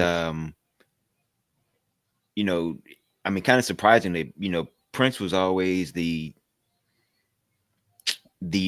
thrown in rival to Mike, even though Mike had an established like career. Like Prince was the up and comer, which was kind of a testament to him. It was like, wow, like Mike's been around for years, yet this brother just coming out of nowhere is being viewed or being thrown in as his competition. Chris, to your point, like Lionel Richie was our parents artist because of the Commodores. Like he was, even though he was popular, like like jokers, kids in my school weren't really like, hey, look, I got that new Lionel Richie. You weren't trying to get the Lionel hair. Yeah, like that wasn't. But I mean, think about it. Like we knew him, like in the community. I mean, a lot of us knew him from the Commodores, which was our parents' group. Right. You know what I'm saying? Jesus is Love on Sunday mornings, you know what I'm saying? Brick House, all that type of stuff. Like he wasn't like the young person's person, you know what I'm saying? And even though he said was getting played on MTV, like we knew the videos and stuff, but when nobody really like, hey, look, I'm going to the Lionel Richie show. It was kind of like okay, maybe our parents went, or maybe like the family may have gone, but I don't recall. Now I could be wrong. I was kind of young at the time. I was like 12, 13. It's funny that you mentioned that though, because actually my first concert was not Prince 1999. It was actually the Commodores because my mom took me on a date that she went on. Hold on, wait a minute. Hold up. Time out. Okay, You taking dude. me and my baby. I'm about to say, dude, had to pay for both y'all tickets. Hey, Yes. I ain't mad. So the Commodores was for grown people. Hilarious. Oh man. So did That's you like how it the was show? back in the day. though. Yeah. That's how it Seriously. was. I mean, did you like the show? I mean, from what you remember. I was so young. So I saw the I had to have been like 9 or 10. or Okay. 9, Yeah. I understand. Yeah. Mr. Johnson's taking both of us to the show. Show him some respect, man. Yes. So So did you know you were going? I didn't know I was going, but I actually liked the guy. And the reason why you guys are going to laugh at this, the reason why I love this guy, and I was like, why didn't you stay with this guy? He was a DJ. And I was like, Okay. Wow. that's right, Mom. Let's Yeah, I'm about to say, yeah, but it's right up your alley right there. Yeah. Interesting. Do you think you may have been influenced by that at all? Oh In terms of no, wanting to be a DJ? it was all of my uncles. My uncles and aunts. They're the music heads. That's the reason why I'm the music head I am today. Not because of my mom, because my mom, she's a casual music listener. And I'm even surprised she even wanted to go to a concert. She probably didn't want to go. She probably just went. And that's probably the reason why she actually asked to bring me along. But it was really my uncles and aunt who are like the music heads, not my mom. I love this. Heavenly Gaines said outrageous. Outrageous. You know, for those newbies, man, who don't know, that's Lionel Richie's catchphrase when he used to host the music awards. Outrageous. Mm-hmm. I love these comments. Thanks, everybody.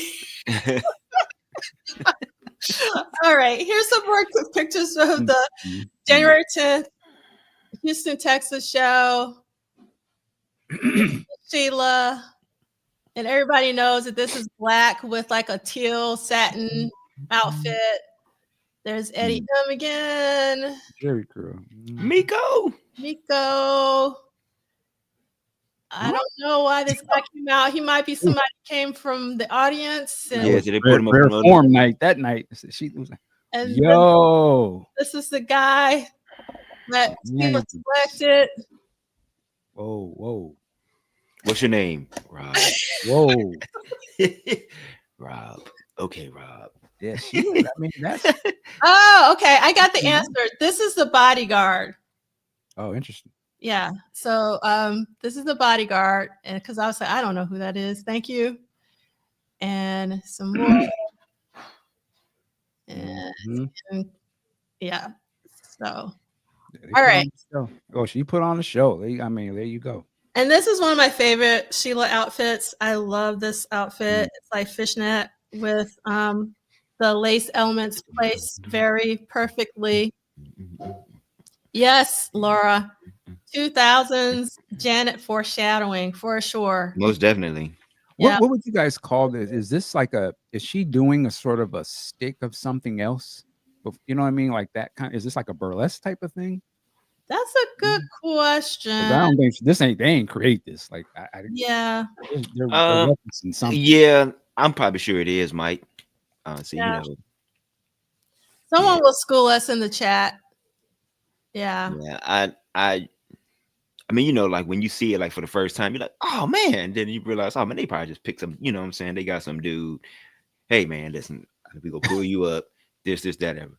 Don't get beside yourself. Or we have security come ball you up. or is it just a play on a stripper thing? Like yeah. That's what I'm just saying. Like, yeah, you know, it's probably just. I don't know. Michael Dean, you're getting your second interview request. Interview Sheila. Yes. All right. If you want to interview Eddie M, I think I know someone who knows. I know someone who knows him. I think I know someone who knows someone. Yes.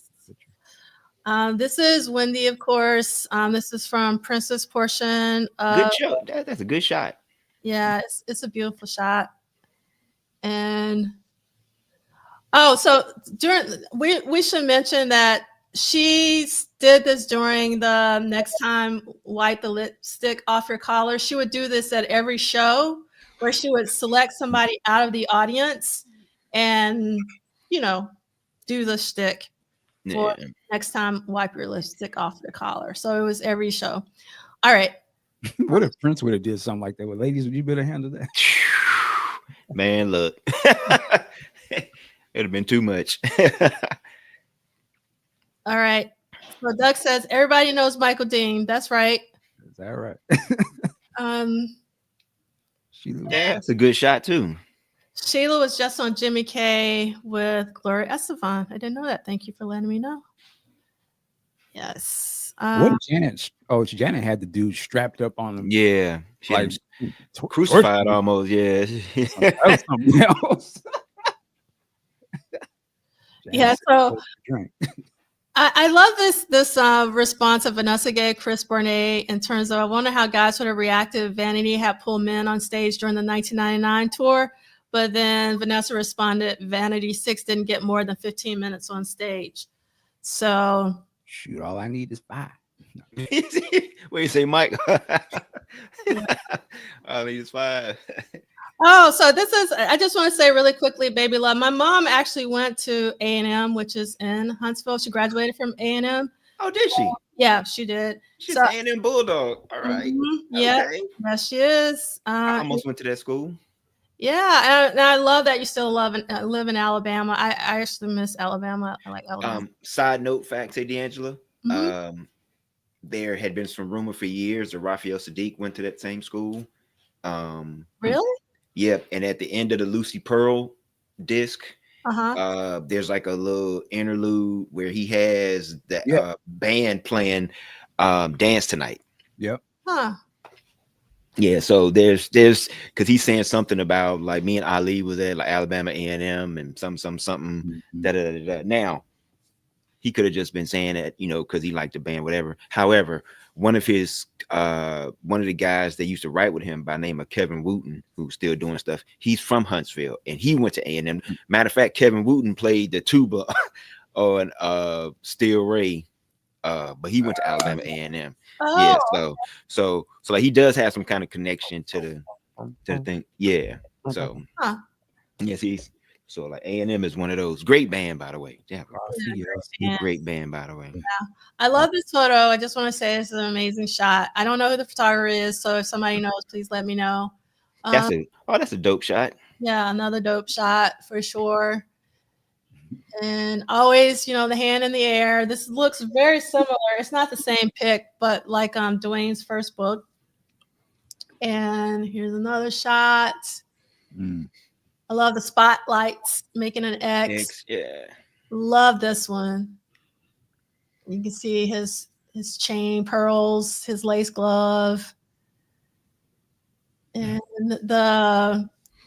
why I can never remember the thing. the name of the thing. It just goes in one ear. Oh, what, the fur? Yeah. Shawl? The shawl. I don't know what it is. We need our fashion historians in here. And there's another one. It's a little slightly different from that one. Hands up and the smoke. Love this one. Yeah. Boa. Thank you, Man Ray 10. Yes, the boa, the feather boa. It's the feather boa. I need to the Zsa. Yes, for Zsa Gabor. For anybody who remembers that feather boa. Yes, it's a cool shot. Love this shot. He's definitely in around the world in a day mode. I know with the feather boa. Yes.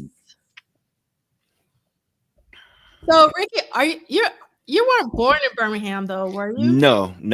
I lived there for a few years. Yeah. Baby love, thank you for that. But you know, I lived there long enough to, you know, have some friends and some great memories and some people, you know, so I still do claim in the 205 as part of my foundational helping me grow up, just like I claim Atlanta. For sure. I love the ghostly Bobby Z in the back of this one with the feather boa. I got to keep saying that until it sticks. And there's another shot. We got the feather boa again. Love this one. What do you call that thing around his neck again? I just call it a collar. I don't know what. Oh, well, it could be considered an ascot. Ah, However, sometimes ascots generally you tie them yeah. because they're more scarf looking. They're just thin. They're just thinner than a scarf. But you know, I guess ascots, man, can come in different ways. So Okay, Lady Catra. But this is what he has on the Rolling Stone covers. You know, the throat warmer. yeah. Oh, thank you. So it's Bobby Z's birthday today? We gotta definitely say happy birthday to Bobby Z. That's Yeah, happy Yeah. birthday. I saw actually now that you say that, I saw a post online about this yesterday. Happy birthday, yeah. Absolutely. all right. And here's some more shots. And I always love the good silhouette. And I always love the kick drum with the light in it. You know, we had that, you know, with 1999 as well. I And love that he really understood just imagery, you know. The fact that he was thinking like, yo, I want to have the silhouette, and it's just so iconic to me, like that he could think like that. You know what I'm saying? Like, yeah, I love Chris Barnett, a cloth choker. okay. All right, so here we go. Thursday, January 10th, we got another ticket for Houston. Okay, I'm making a call. If anyone has a Houston ticket from Friday, January 11th, Prince Vault does not have a ticket for this show. So if you have it, send it to WDPDTW@gmail.com and I can get it to Prince Vault because this is one of the tickets that's missing. So that's a call. All right. And then And the feather boa acting up.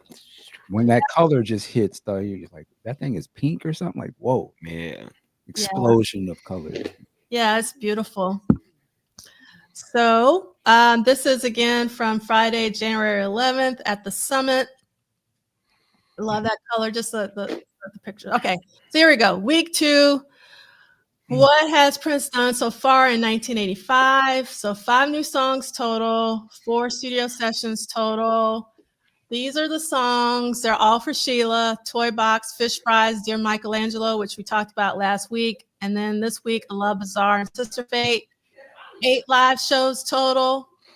And you can see we've been talking about, we started off talking about the Dallas, Texas show. We talked about 5 dates in Atlanta, and now we're on our 6th date stretch for the summit at Houston, Texas. I want to take a very short music break, and I saw Bilal Friday night. So last night, or Thursday night. No, it was Thursday night. And they, BAM, which is the Brooklyn Academy of Music, they have a free music series. And this is what it looked like. And if you go to the slide deck on our website, just want to remind everyone, it's bookclub.polisod.com if you want to see the slideshow and look at the photos a little bit more. If you click on this, it goes to his Instagram account, and you can hear a little bit from the show if you're interested. Then I want to remind everybody that Omar is coming to a lot of places in the States, New York included. So Chicago, Atlanta, Philly, Virginia. So we want to support. Yes, Vanessa. We had a man in fur again today with Bilal. And for those of you who are in the ATL, Omar is actually doing a meet and greet at Jodine. Yes, Jodine. Yeah. That's a great name. And Moose Music is a Black-owned record store in the ATL in Little 5 Points. Please go support Moose Music and definitely go support Omar. He's rarely in the States. He's from a UK artist. So yeah. That's what's up, man. Salute to Jodine, man. I met her a long time ago. Oh, so you know Jodine.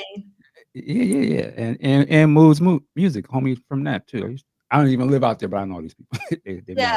They're mad cool. You're absolutely right. And all right, so Purple World, make sure you send out love and you continue to support Jeremiah's GoFundMe. Yes. Yes, and also he's out in LA, but he has marked himself as safe. So there's a lot of the Purple fam in LA. So again, I can't stress enough. We want to continue to send out our love and prayers to everyone out in LA. And then on the YouTube channel, the company playlist, you can see here the Houston show from the 11th, and then you can see the phenomenal Love Bazaar live performance with Prince and Sheila from Sheila's Romance 1600 VHS.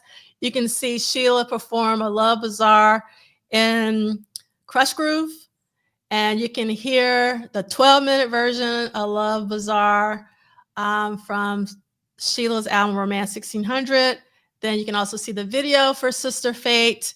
And then I have put in some other videos, but since I didn't read the Apollonia 6 and Sheila E reviews, I'm probably going to remove them. So that is a wrap. And I want to thank all of you in the chat for being with us. And we're so glad that everyone so far that we know are safe.